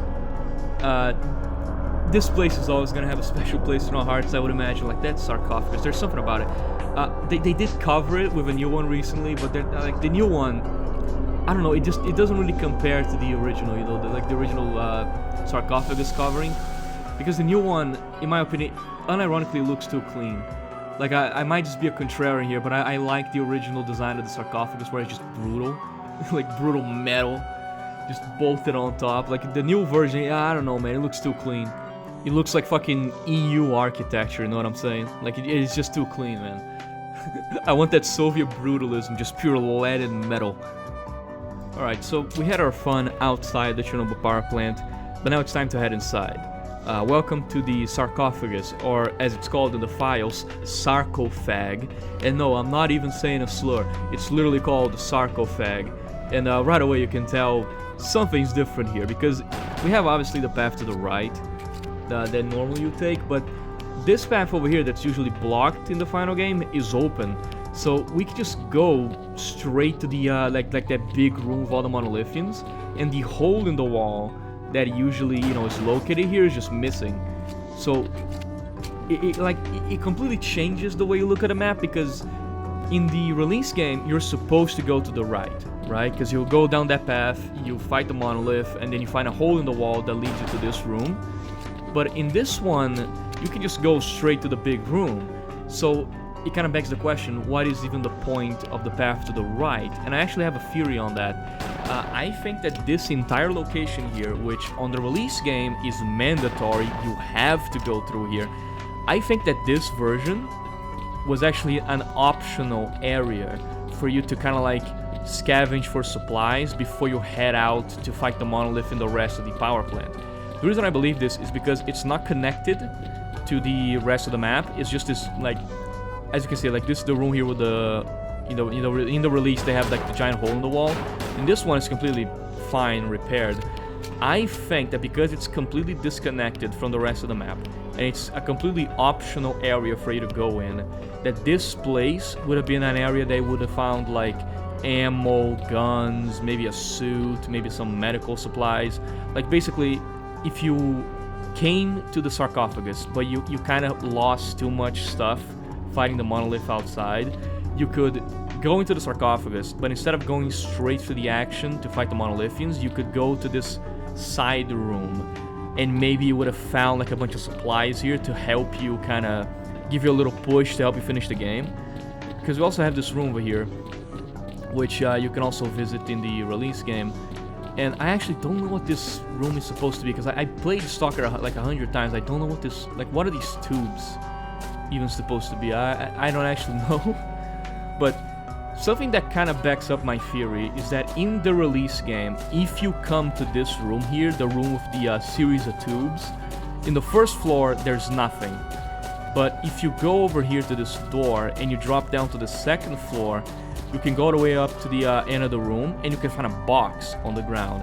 And on the release game, inside that box, if I'm not mistaken, is an exoskeleton, a bunch of ammo, and like military and scientific medkits or something like that, and even artifacts too, like good artifacts. So I think that kind of backs up my theory that the original intention for this part of the map was for it to be like this sort of a optional supply location that you could go in and gather shit if you needed the extra help. So that's why it's not connected to the big room that leads further into the power plant. However, maybe later on they decided, maybe like through playtesting, maybe through some other means, they decided that it just wasn't worth it to have an optional room like this. So they shut the door that leads to the big room, and then forced you to go down this path and then through the hole in the wall. Basically making an optional area turn into a mandatory area. But they might have forgotten to remove the items in that room, so that's why in the release game you still have the exoskeleton and everything down there. So it kind of preserved its original intention as like an optional room with supplies, but it also became a place that you have to go regardless of how you feel about it. Like it's a mandatory part of the progression. So it's kind of weird. Like it's obviously something that kind of got caught in the crossfire of multiple developmental changes during the game's very troubled development. Very troubled indeed. But from here on out, it's basically what you remember. We go up these stairs, we go to the corridors that are around the Reactor 4. There's multiple little entrances that go towards it.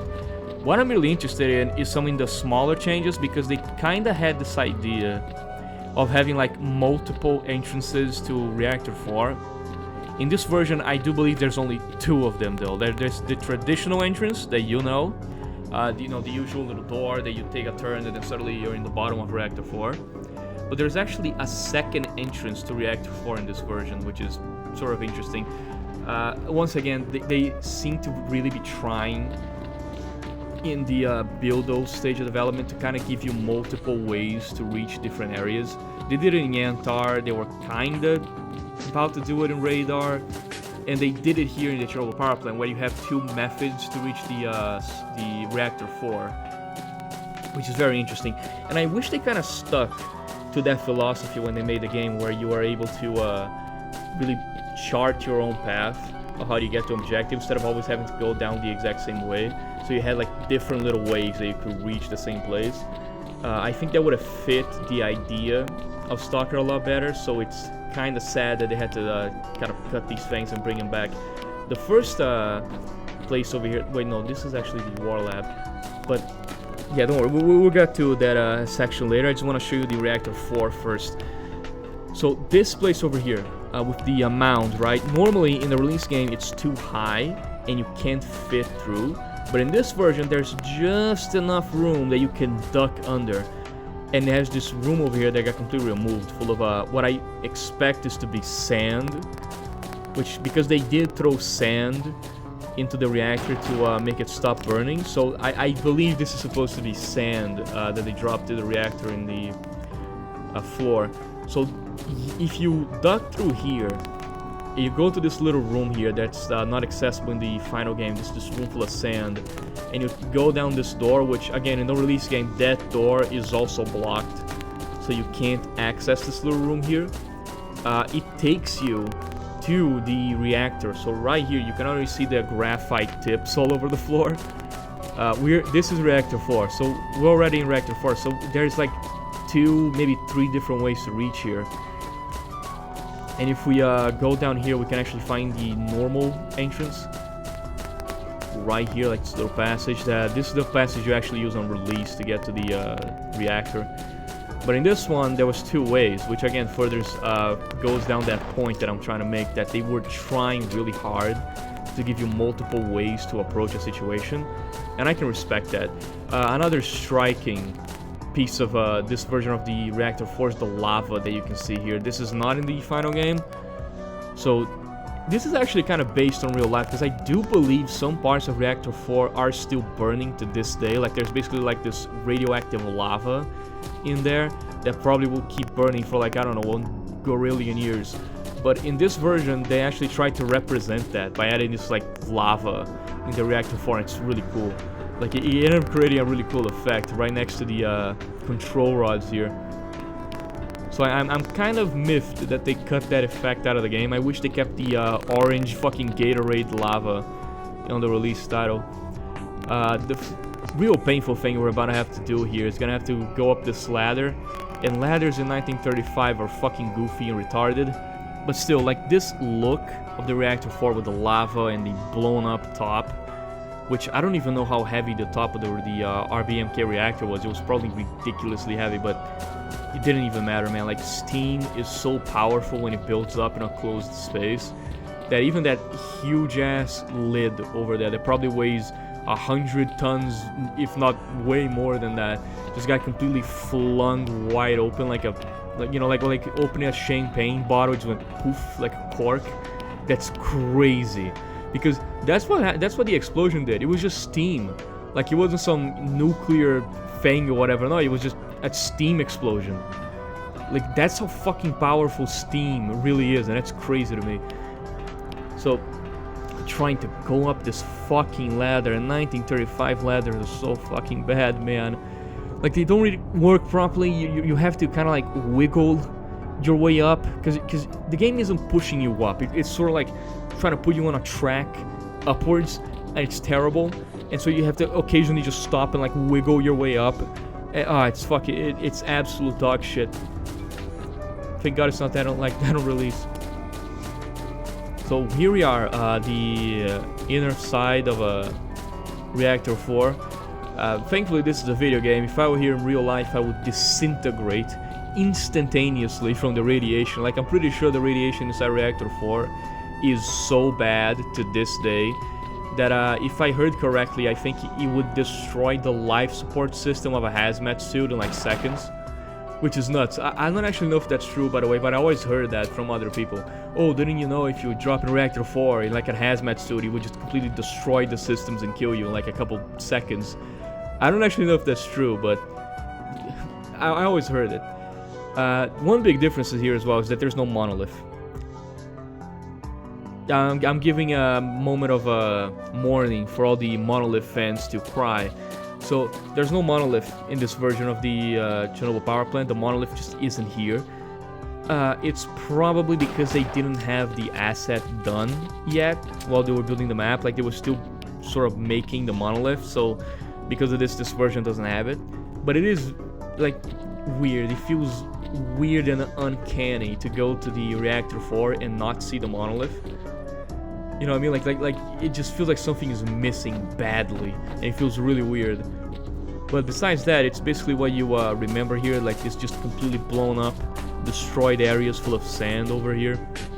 And this, you know, obviously you would have taken this path to eventually drop down in those pieces of metal over there to reach the monolith and make your wish. So when it comes to geometry itself, it didn't really change much. The only really big change was, again, that alternate path to the Reactor 4, but besides that, the geometry of the map is basically the same. So let me just go back down here and show you the war lab, at least the entrance to the war lab, because you see the basically the monolith control center. Right? I've been calling it a war lab. I don't know why I'm fucking doing that. It's not the war lab. It's monolith control center. The Monolith Control Center in this version, it's interesting because it doesn't actually exist, which really opens up a lot of questions, because if you weren't supposed to access the control center in this version, you know, I don't really know where you would have faced the sea consciousness and destroyed the hologram of the monolith. But they have the corridor here, like it's a lot tighter and a lot smaller than the one we got on release, but they do have the area that would have led to the Monolith Control Center. The only thing that's missing is the actual Monolith Control Center. It's just not here. And that is really surprising to me, because it kind of shows maybe the plot was going to go down a bit different. Because if there's no Monolith Control Center, where, like, would the location of the confrontation with Seacon be exclusively in the generators? Like, you know what?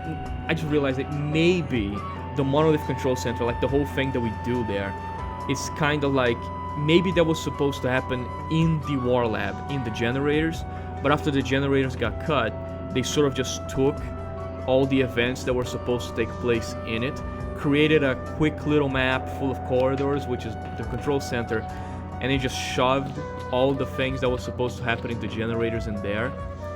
And that's why the control center actually exists.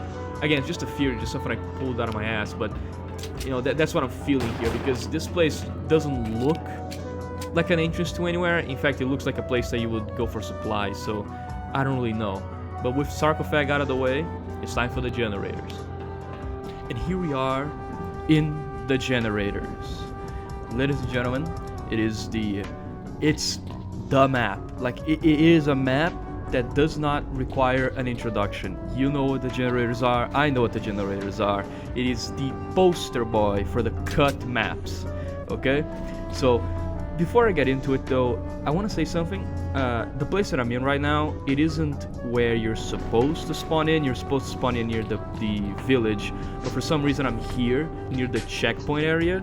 And this checkpoint, I always had like a personal theory on it, because the generators are like the furthest north you can ever possibly go, you know what I mean?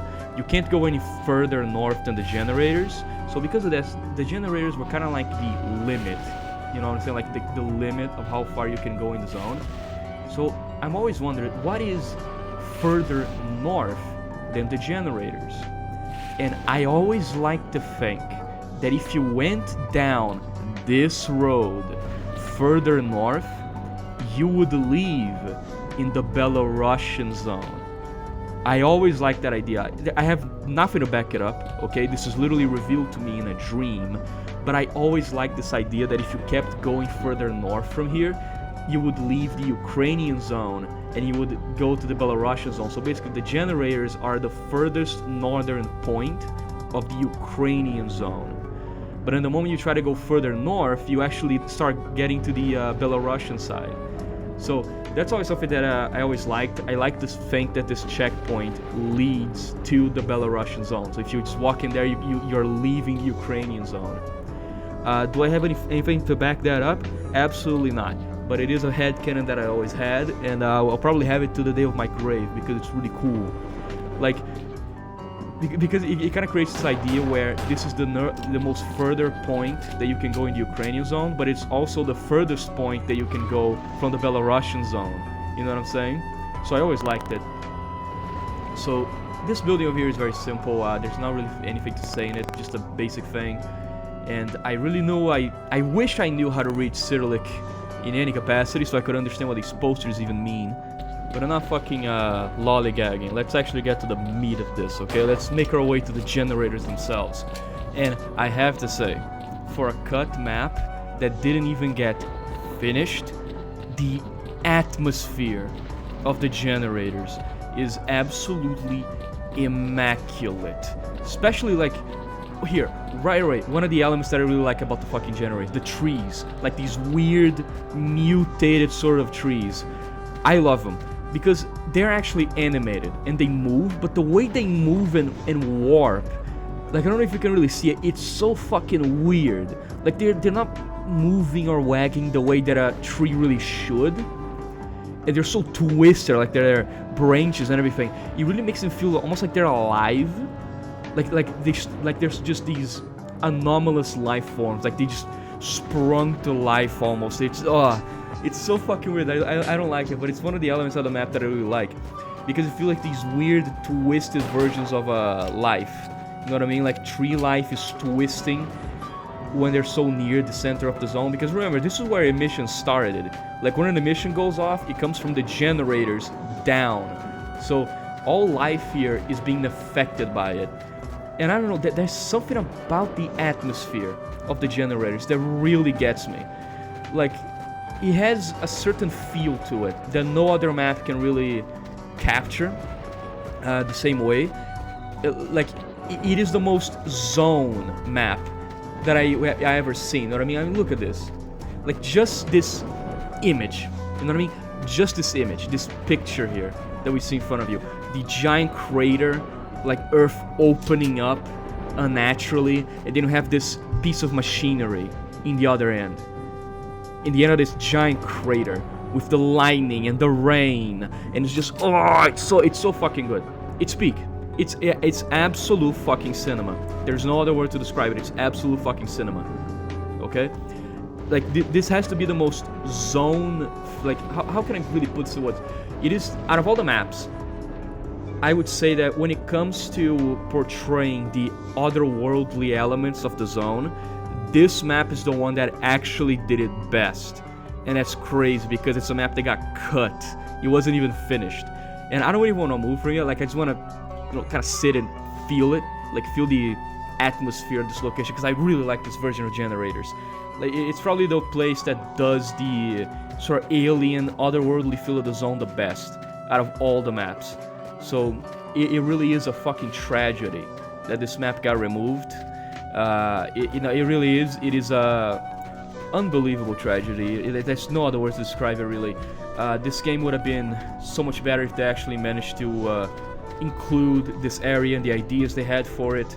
Because remember, you having a showdown with the sea consciousness in the Chernobyl power plant, that wasn't supposed to be the case. That showdown was supposed to happen here. So again, it just feels terrible that it got cut out. But we do here have like the main little area of the generators, especially with this spike here. I love to imagine like the scene. I mean, let me set the scene for you, okay? The sea consciousness inside their pod, okay? All the generators charging up, ready for the experiment, okay? And then all that power comes in through the lines, it charges up, it goes down, it hits this thing, and it sends like a giant energy blast into the fucking sky, and it cracks open the noosphere. And you know, the sea consciousness finally gets what it wants, the ability to reach in and change mankind's thinking. But of course, they are rejected, and then suddenly, like this beam of power comes down, hits the spike again. You know what I mean? Like the rejection of the noosphere hits this thing, flies into the generators, and then boom, the giant explosion that is the first emission. And from that, the zone is born. Like, imagine that. I love this map, man. I really do. Like, fuck. Like, every time I see it, that's the scene that comes to mind. You know what I mean? Like, the scene of the birth of the zone. You know what I mean? All these things happening. The generators charging up. Like, C-Con trying to do their sort of, you know, megalomaniacal dream, only for the noosphere itself to reject them, and then suddenly the zone is born. I love the implications of the map, I really do. And of course, I don't think it will be complete without me giving you a nice aerial view of the entire generator array, so I'm just gonna put this here so you guys can enjoy it. The entire complex captured in one go.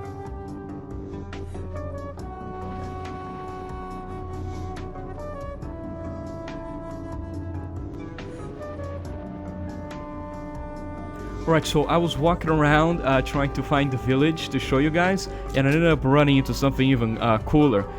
You probably see the effect on the screen. It's completely flashing red, so if you have epilepsy, you're probably dead by now, but at least leave a like on the video before you go.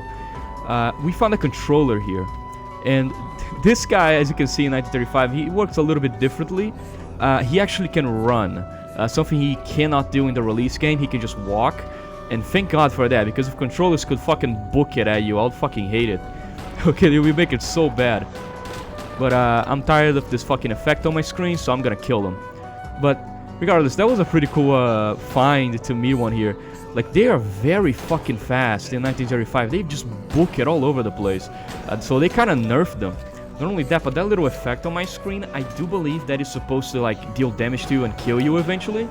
So controllers were a lot fucking stronger. Like, they could run, just being near them killed you. Like, there were some pretty heavy hitters in 1935, to be quite honest with you. So I'm kind of glad they changed them, because if they could like hurt you just by being near you and they could run, that had the chance to be very fucking obnoxious. So I'm kind of glad they cut that out. But with that out of the way, I'm gonna make my way to the village. Right, now that we're through with the controller business, I can actually show you the village, because the generators actually has like a tiny sort of small little village. I'm not really sure what the point of it would be in the final game. Maybe when you arrive in the generators, you would pass through the village, and maybe you would either meet some kind of important character, or maybe you would just meet some monolithians and have to kill them. I'm not really sure, but it does have like a small little like village here. The houses are pretty much completely blown apart, like there's nothing left of them. However, there is this little bunker here. Let me just get rid of this guy. And this bunker, it kind of looks similar to some of the bunkers in the Cordon. However, it does hold something very special. The most fucked up bottle in video game history. I mean, look at this fucking shit. Look at it. Look at this fucking garbage. This bottle is ugly as a motherfucker. It has two textures that have been haphazardly smashed together. One side is vodka, the other side is water. What the fuck? It might actually be the single ugliest bottle to have ever been rendered using 3D graphics in all of history, okay? And frankly, if a GSC dev made this, he should be flogged and his skin ripped out and then dropped into alcohol, alright? For that sin against my eyes. Now, back to the village. There's not really much else. The two houses are blown up, although I do know one of these houses actually got used someplace else. This one, I believe. I think that this one actually got moved to the military warehouses and got used as one of the houses in the Bloodsucker village. I think the one with the fire anomalies, if I'm not mistaken. But the other one that doesn't have like the central furnace sort of intact, I think this one just got completely cut. I don't think it ever got used in anywhere else in the game. But this one I know for a fact. Okay, I know for a fact that this house got used someplace else. So at least it got reused as an asset. And of course the last and best landmark left here, you know, excluding the generators themselves, is the monolith base, or I guess the sea consciousness base. This place right here is where the war lab is located, and where you were actually supposed to finally face off against the sea consciousness. And it's incredibly small. Like, it's basically just a tiny little area with a bunker entrance, and the bunker itself isn't even that big. The war lab is actually kind of small. And a lot of people would call that anticlimactic. Like, oh wow, okay, we reached the bunker of the sea consciousness, and it's just like 4 guard posts and a bunker, and that's it. You know, whereas like, you know, like, shouldn't this be some kind of gigantic monolith super fortress? But no, it isn't. It's just this tiny little area. And I really like that. It even has like this sort of... Oh, look, soda giants. Yeah, but it's not my problem. So there's even like this area here with like transformers and shit to bring, you know, electricity into the bunker, and it's connected to what I would presume would be the other generators in the Chernobyl power plant, because not a lot of people know this, but despite reactor 4 blowing up, the other reactors were still operational, and they actually stayed operational for decades afterwards. So the Chernobyl power plant was still making power even after reactor 4 blew up. They just you know, stopped using reactor 4, but reactor 3, 2, and 1, they kept using them. So I always like that detail. Like, people always wonder, oh, where's the electricity coming from in the zone? From the power plant. Like, the reactors there are probably still working. Which gets into a bit of a lore discussion, but you know what? No, I'm not gonna get into that, okay? Because that's not part of the video. Anyway, back to the bunker.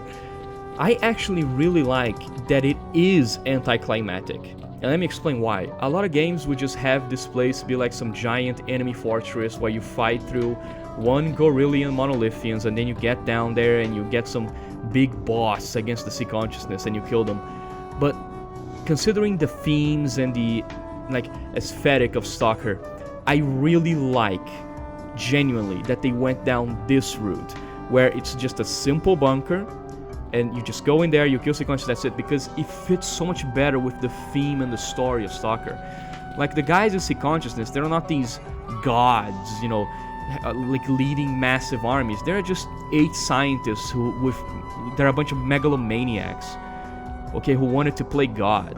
At the end of the day, all the power they got, they're still just men stuck in a pod filled with liquid.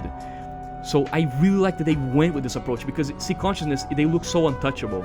You know what I mean? They look like almost like these gods of the zone. But then you find them, and you know, there is no giant temple awaiting you, you know, espousing their divinity or whatever. No, it's just some random post-Soviet era bunker that is rusted and abandoned. And all the people that caused this bullshit to begin with, the zone, the mutants, all this death, they're just a bunch of fucking 8 idiots in a vat trying to play God. And I think that is so cool. Like, that is so perfect for the world of S.T.A.L.K.E.R. There's no other way that this could have ended. Like, this is the best way that the game could have ended. You know what I mean? Like, this is the best way. Artistically speaking, this is the best way. You know, they're not some kind of ultra, like, superior being. They're just a bunch of people using destructive science to play God. And they just die. You shoot them, they die. They bleed, just like everyone else. And I really like that. I really like that aspect of a S.T.A.L.K.E.R. story. So I know that some people might see it as anticlimactic, but for me, it's a good thing. Like, it's good that it's anticlimactic. It's kind of like fighting Gwyn, you know, at the end of Dark Souls, where you probably expect him to be some kind of like godly guy, but he's just some random hollow with a sword. I like that, you know, or King Gallant in Demon Souls, where, you know, and I don't mean the fake one, I mean the real one, you know, the real King Gallant. I really like this aspect that they went with this, where, you know, they're just hubris. Like, they're not really powerful, they're just extremely idiotic people filled with hubris. I really like that aspect. So that's pretty much it for the surface of generators, but there's still one more area for us to look at. The bunker itself, the war lab, the map that would eventually get cut and become the Lab X8 in Call of Pripyat. You know, it's hard to believe that this video is finally coming to an end, really. Like, wow, it's been months and it's 4 hours long, but you know what? Time to take that last step, man. And here we are, where the zone was born, baby. So this is the war lab, and if you play Call of Pripyat, you basically will recognize 90% of this map. Like, it is essentially 90% the same as Lab X8, because it was essentially recycled as Lab X8, but this map was originally where essentially the story of S.T.A.L.K.E.R. was gonna come to an end. Like, this is the last area that you would ever visit in not Call of Pripyat, what the fuck am I talking about? Come on, Shadow of Chernobyl. This is the last place you would ever go in Shadow of Chernobyl. Although technically it wasn't called Shadow of Chernobyl back then either, it was called S.T.A.L.K.E.R. Oblivion Lost, so maybe I'm the fucking idiot. But regardless, this map is very similar to Lab X8, but it does have some differences. It has mostly the same rooms, but also some expanded areas, and essentially, just like all the other Buildo maps, it's just bigger. As always, okay? It's just bigger. Like every single other map, it's essentially, you know, similar to the one we got on release, but just supersized. Because of course it is. It's Buildo. It has to be fucking huge. Like, I don't even know how they expected a game like this to run on the shitty-ass computers people had back then. Like, really? You're gonna shove all these giant-ass fucking maps for those PCs to run? What, are you crazy? There's also this room up here, and this room definitely got cut when this map got recycled later as X8. This whole area actually changed quite a lot, because in this here version of the map, this place is completely empty.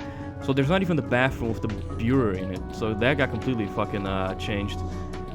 The hole in the ground here though did stay, and the rooms up there, I do believe they're also part of the game.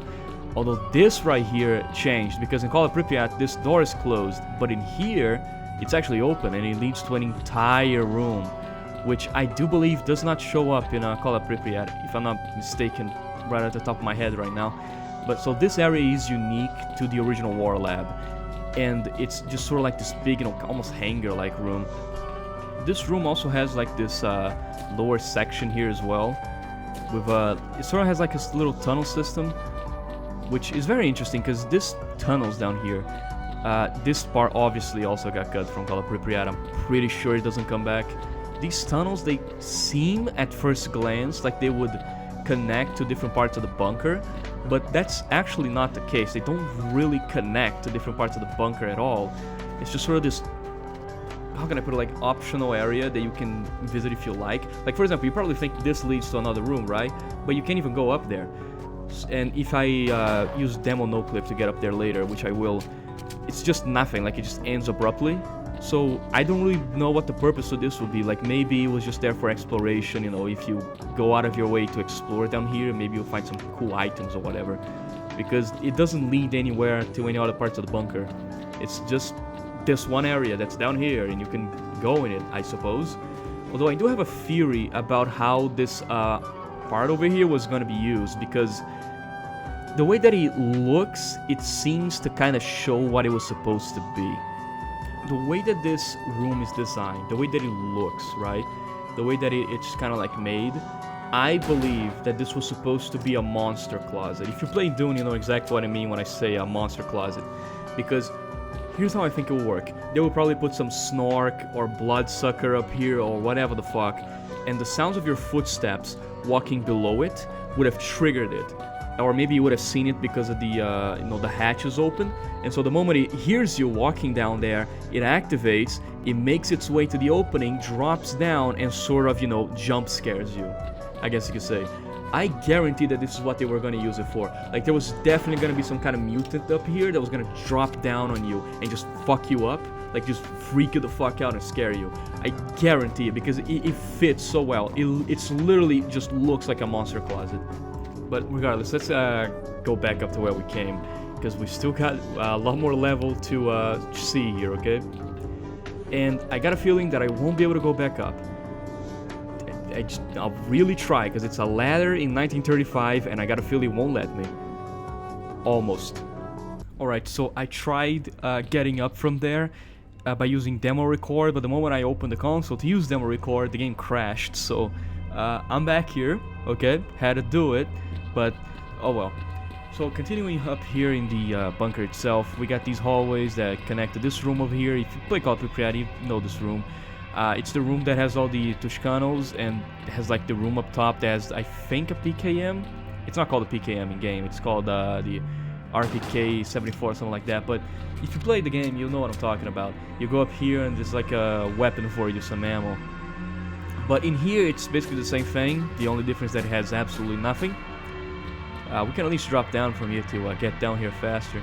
We do have this ladder here that takes down further into the bunker, and of course the staircase that leads back to the entrance. So let's go down the ladder here. Now this area down here, it's a bit similar to the one in Call of Pripyat, quite similar actually. It's sort of the same thing. It's that room that has like the little diorama of the brain scorcher, although of course in this one there is no little cute brain scorcher diorama, it's just empty. Although one thing I have to point out, actually not, I'm gonna save that for later. Let me just show the rest of the rooms first. So there's this place over here with more tanks. There is like a little like underground walkway over there, but there's nothing down there. It's just a giant like circle essentially. And of course we got the elevators here, which will become important in a bit. We'll go back to that, but anyway, let me go back to this. A lot of the versions of this map that I've seen, usually in like mods or whatever, always put the door to the sea consciousness over here. So basically there's like a giant door here, and then you go down and you meet sea consciousness.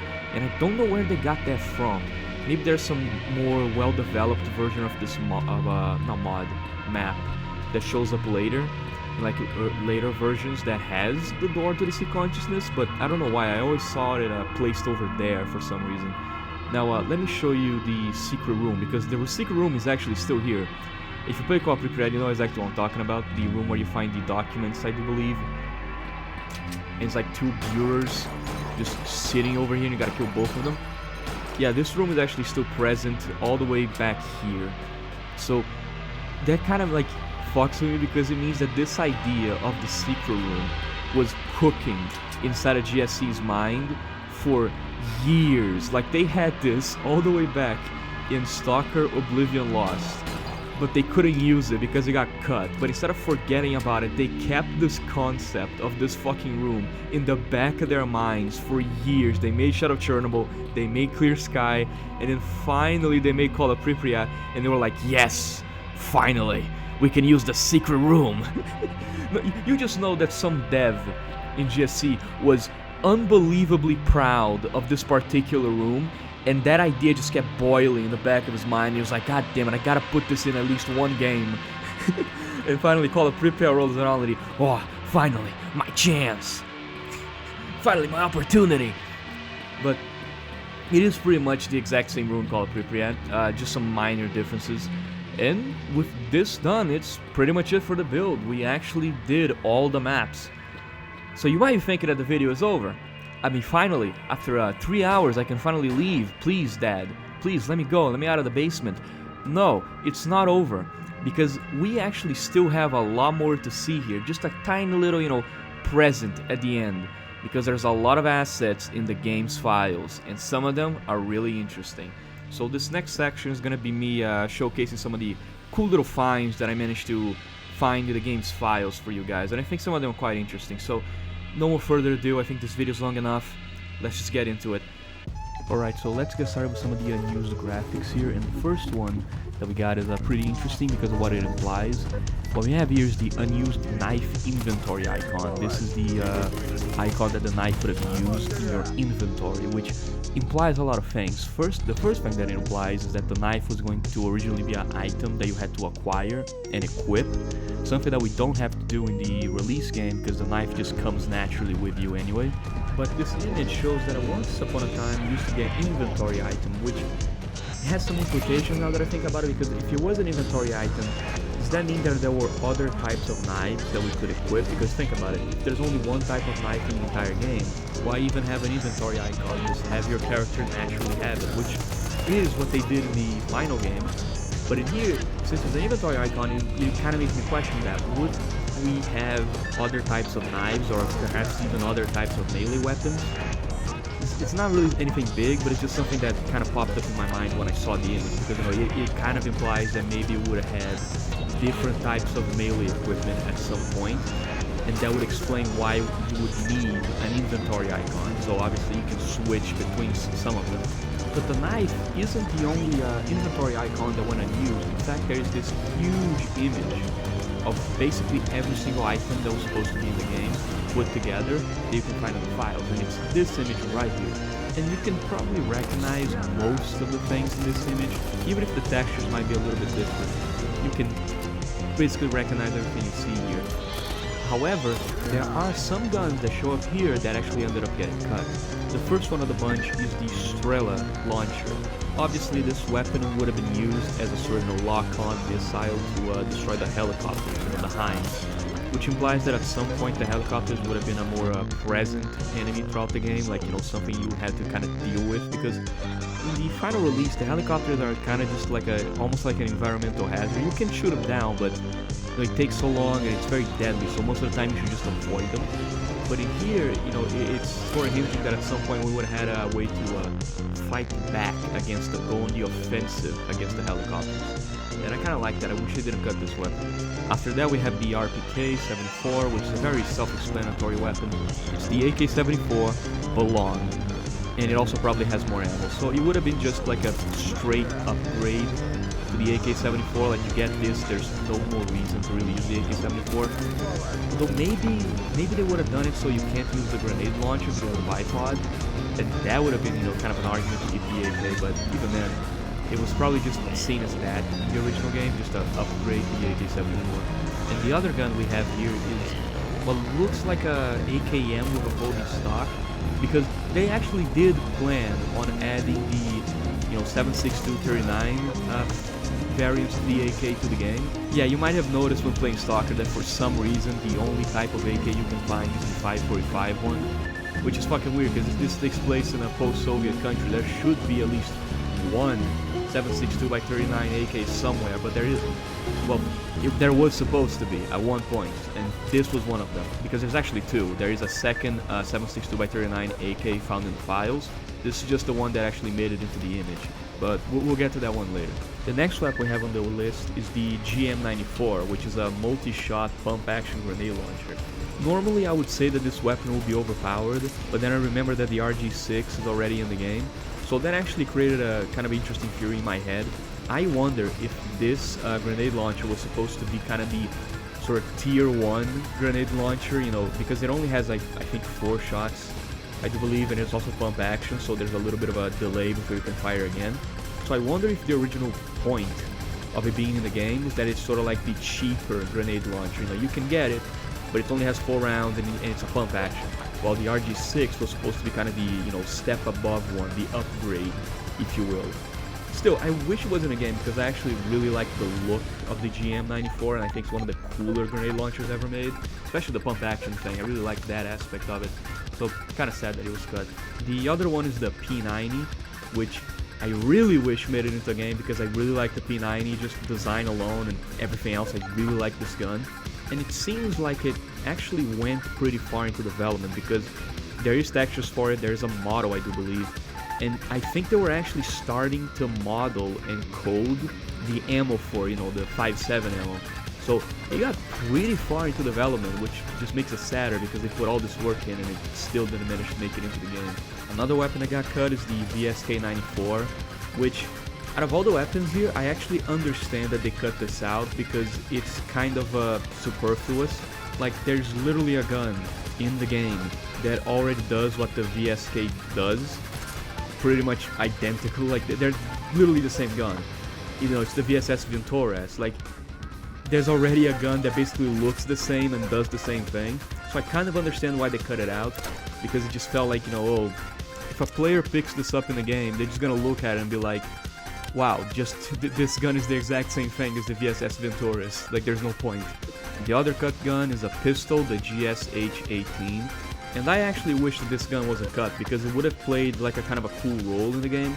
Because in S.T.A.L.K.E.R, pretty much the Soviet pistols only fire 9x18. The moment you get to 9x19, it's immediately like you're using Western pistols at that point. And if you go to 45 and everything, you're using a, you know, either the Colt or the Desert Eagle. So this gun would have actually filled kind of a cool niche in the way of being a Warsaw-packed weapon, right? I mean, not really a Warsaw-packed weapon because it was made after the Soviet Union fell, you know, by the Russian Federation, but you get what I mean, right? It's a Russian weapon. It would have been a Russian weapon that uses 9x19, which is a cartridge that in-game is almost exclusively used by Western pistols.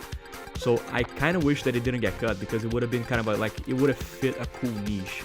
I want to use 9mm, but I don't want to use a Western pistol. You know what I'm saying? Like, it would have fit that role, so I kind of wish it wasn't cut.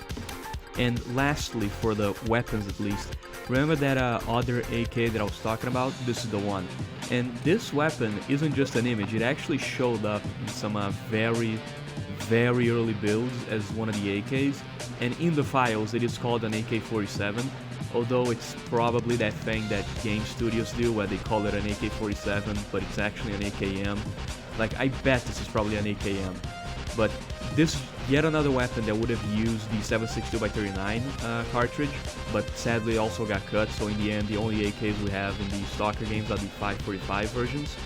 But I really like the look of this weapon, particularly because, you know, when you think of AK-47 AKM, you don't really think, you know, that folding stock and everything. This one has it, and just the way the model looks, I like this weapon, and I kind of wish that it, you know, it got refined and made it to release. Another unused graphic is this image right here, most likely made of a map icon, so these would have shown up in your PDA when you're looking at certain areas. And I know this for certain because, you know, the exit sign, the skulls and everything, that actually gets used in the build itself. So I know that these are, you know, map icons. And most of them make sense, but there's also some interesting ones, like for example, you have the car icon or the body icon, and I'm not exactly sure what that might have been used for. I think that maybe at some point they would have had a system where you can buy a car from an NPC, and if you buy a car, it would actually like show up in the PDA so you could always know where it is. And I think that's what the car icon is for, but besides that, I can only speculate. We also have this unused medkit icon, which I would bet my bottom dollar is probably just a placeholder because it looks incredibly generic. Like, you know, this looks like the kind of med kit you would see lying around in Quake or something.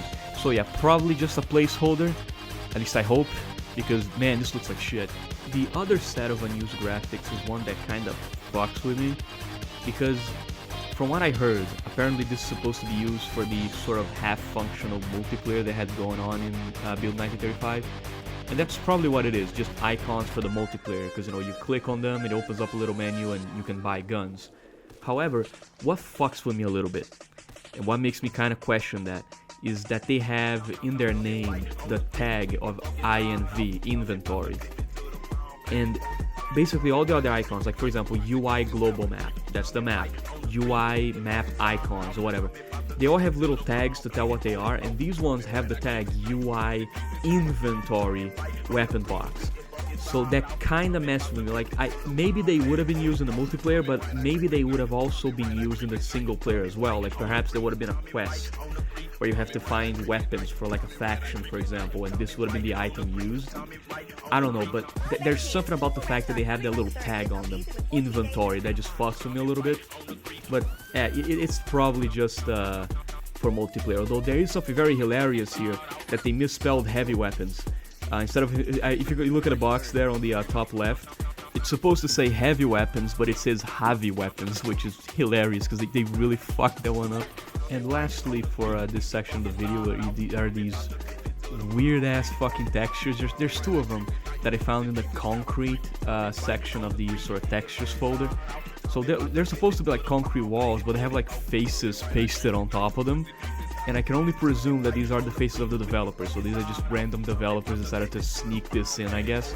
I don't know why this is here, and I don't recognize anyone in it, but whatever. Fuck it, I guess you gotta hide your face somewhere in the game. And lastly, before I really finish off the video, I ended up finding some audio files within the folders of Build 1935, and most of them make sense, but I also found some of them that play from the in the Cordon, like the military checkpoint in Cordon in the megaphone, right? But like some of them make sense because it's like the voice of the commander talking shit, you know, just like it does in Release. But there's some in there that I don't know the source and I don't know what the fuck it's supposed to be. Like they're just completely mysterious to me and I don't know what the hell they're supposed to mean. And obviously I don't speak Russian or Ukrainian, so I have no hope of even deciphering what it's supposed to be. But anyway, I just want to play it for you guys because, I don't know, maybe some of you recognize where this stuff comes from. Maybe some of you will understand what this is. But for some reason, they had this weird, you know, like really off-putting audio playing from the military checkpoint for some reason that I can't quite fathom. They just had that in there. But I'm going to play it for you guys and, you know, make your own conclusions about it. Or at the very least, that's what I would have done if not for the fact that for some ungodly reason, it seems that these audio clips somehow actually have copyrighted music on them. And YouTube actually picked it up. So this video was supposed to, you know, be a lot longer with the audio clips, but now I can't upload it anymore because if I try to upload it, YouTube complains about it. I have no clue how YouTube managed to pick up on like 10-second audio clips and somehow find a copyright holder for them, but whatever, I guess that's just the dystopia we live in now. So unfortunately I can't show you these audio clips on this video, but don't worry, I will upload a second video on the very same day as this one that actually contains the audio clips. So if you want to, you know, go see that one, it should be uploaded the very day that this one comes up. So it's sad, but it's what I had to do. Because copyright, and because fuck you. And that should be it for this video. Please let me know in the comments if any of you recognize the source of those megaphone, you know, music bits that I put over there. Because I'm very interested, because they're very weird and completely odd, and they got removed later. So I want to know where they came from. But that's pretty much it for this buildo, and I'm very sorry that it took this long. It took like 7 fucking months. Like, it is very embarrassing to me that it took this long for this video to make, but you know how life can be. Sometimes you get caught in the wind, and sometimes you get subsumed by the tide. So you know how it works. But I am gonna stave off doing bigger projects from now on, and I'm gonna try and focus on doing some more, personal, smaller videos soon. So be aware, because you might get a lot more machine in your life soon enough, like much quicker than this video took to make. Mostly because I was trying to work with the build and make it not crash and stuff. It was a nightmare, but regardless. So thanks everyone for watching, and obviously, before I can end the video, I gotta thank the 2 channel supporters, Blocky and Kilo G90. The continuation of this channel relies heavily on your support, and I cannot thank you enough for supporting this endeavor. Sincerely, I didn't even think I would even get this far, so the fact that I even have 2 supporters makes me immensely grateful. Anyway, that is all for today. Stay tuned, there will be more videos soon, probably smaller or maybe more personal ones. I got a lot of ones that don't even have anything to do with S.T.A.L.K.E.R, just gonna do them for fun. So stay tuned, and that's it. And as always, thanks for watching.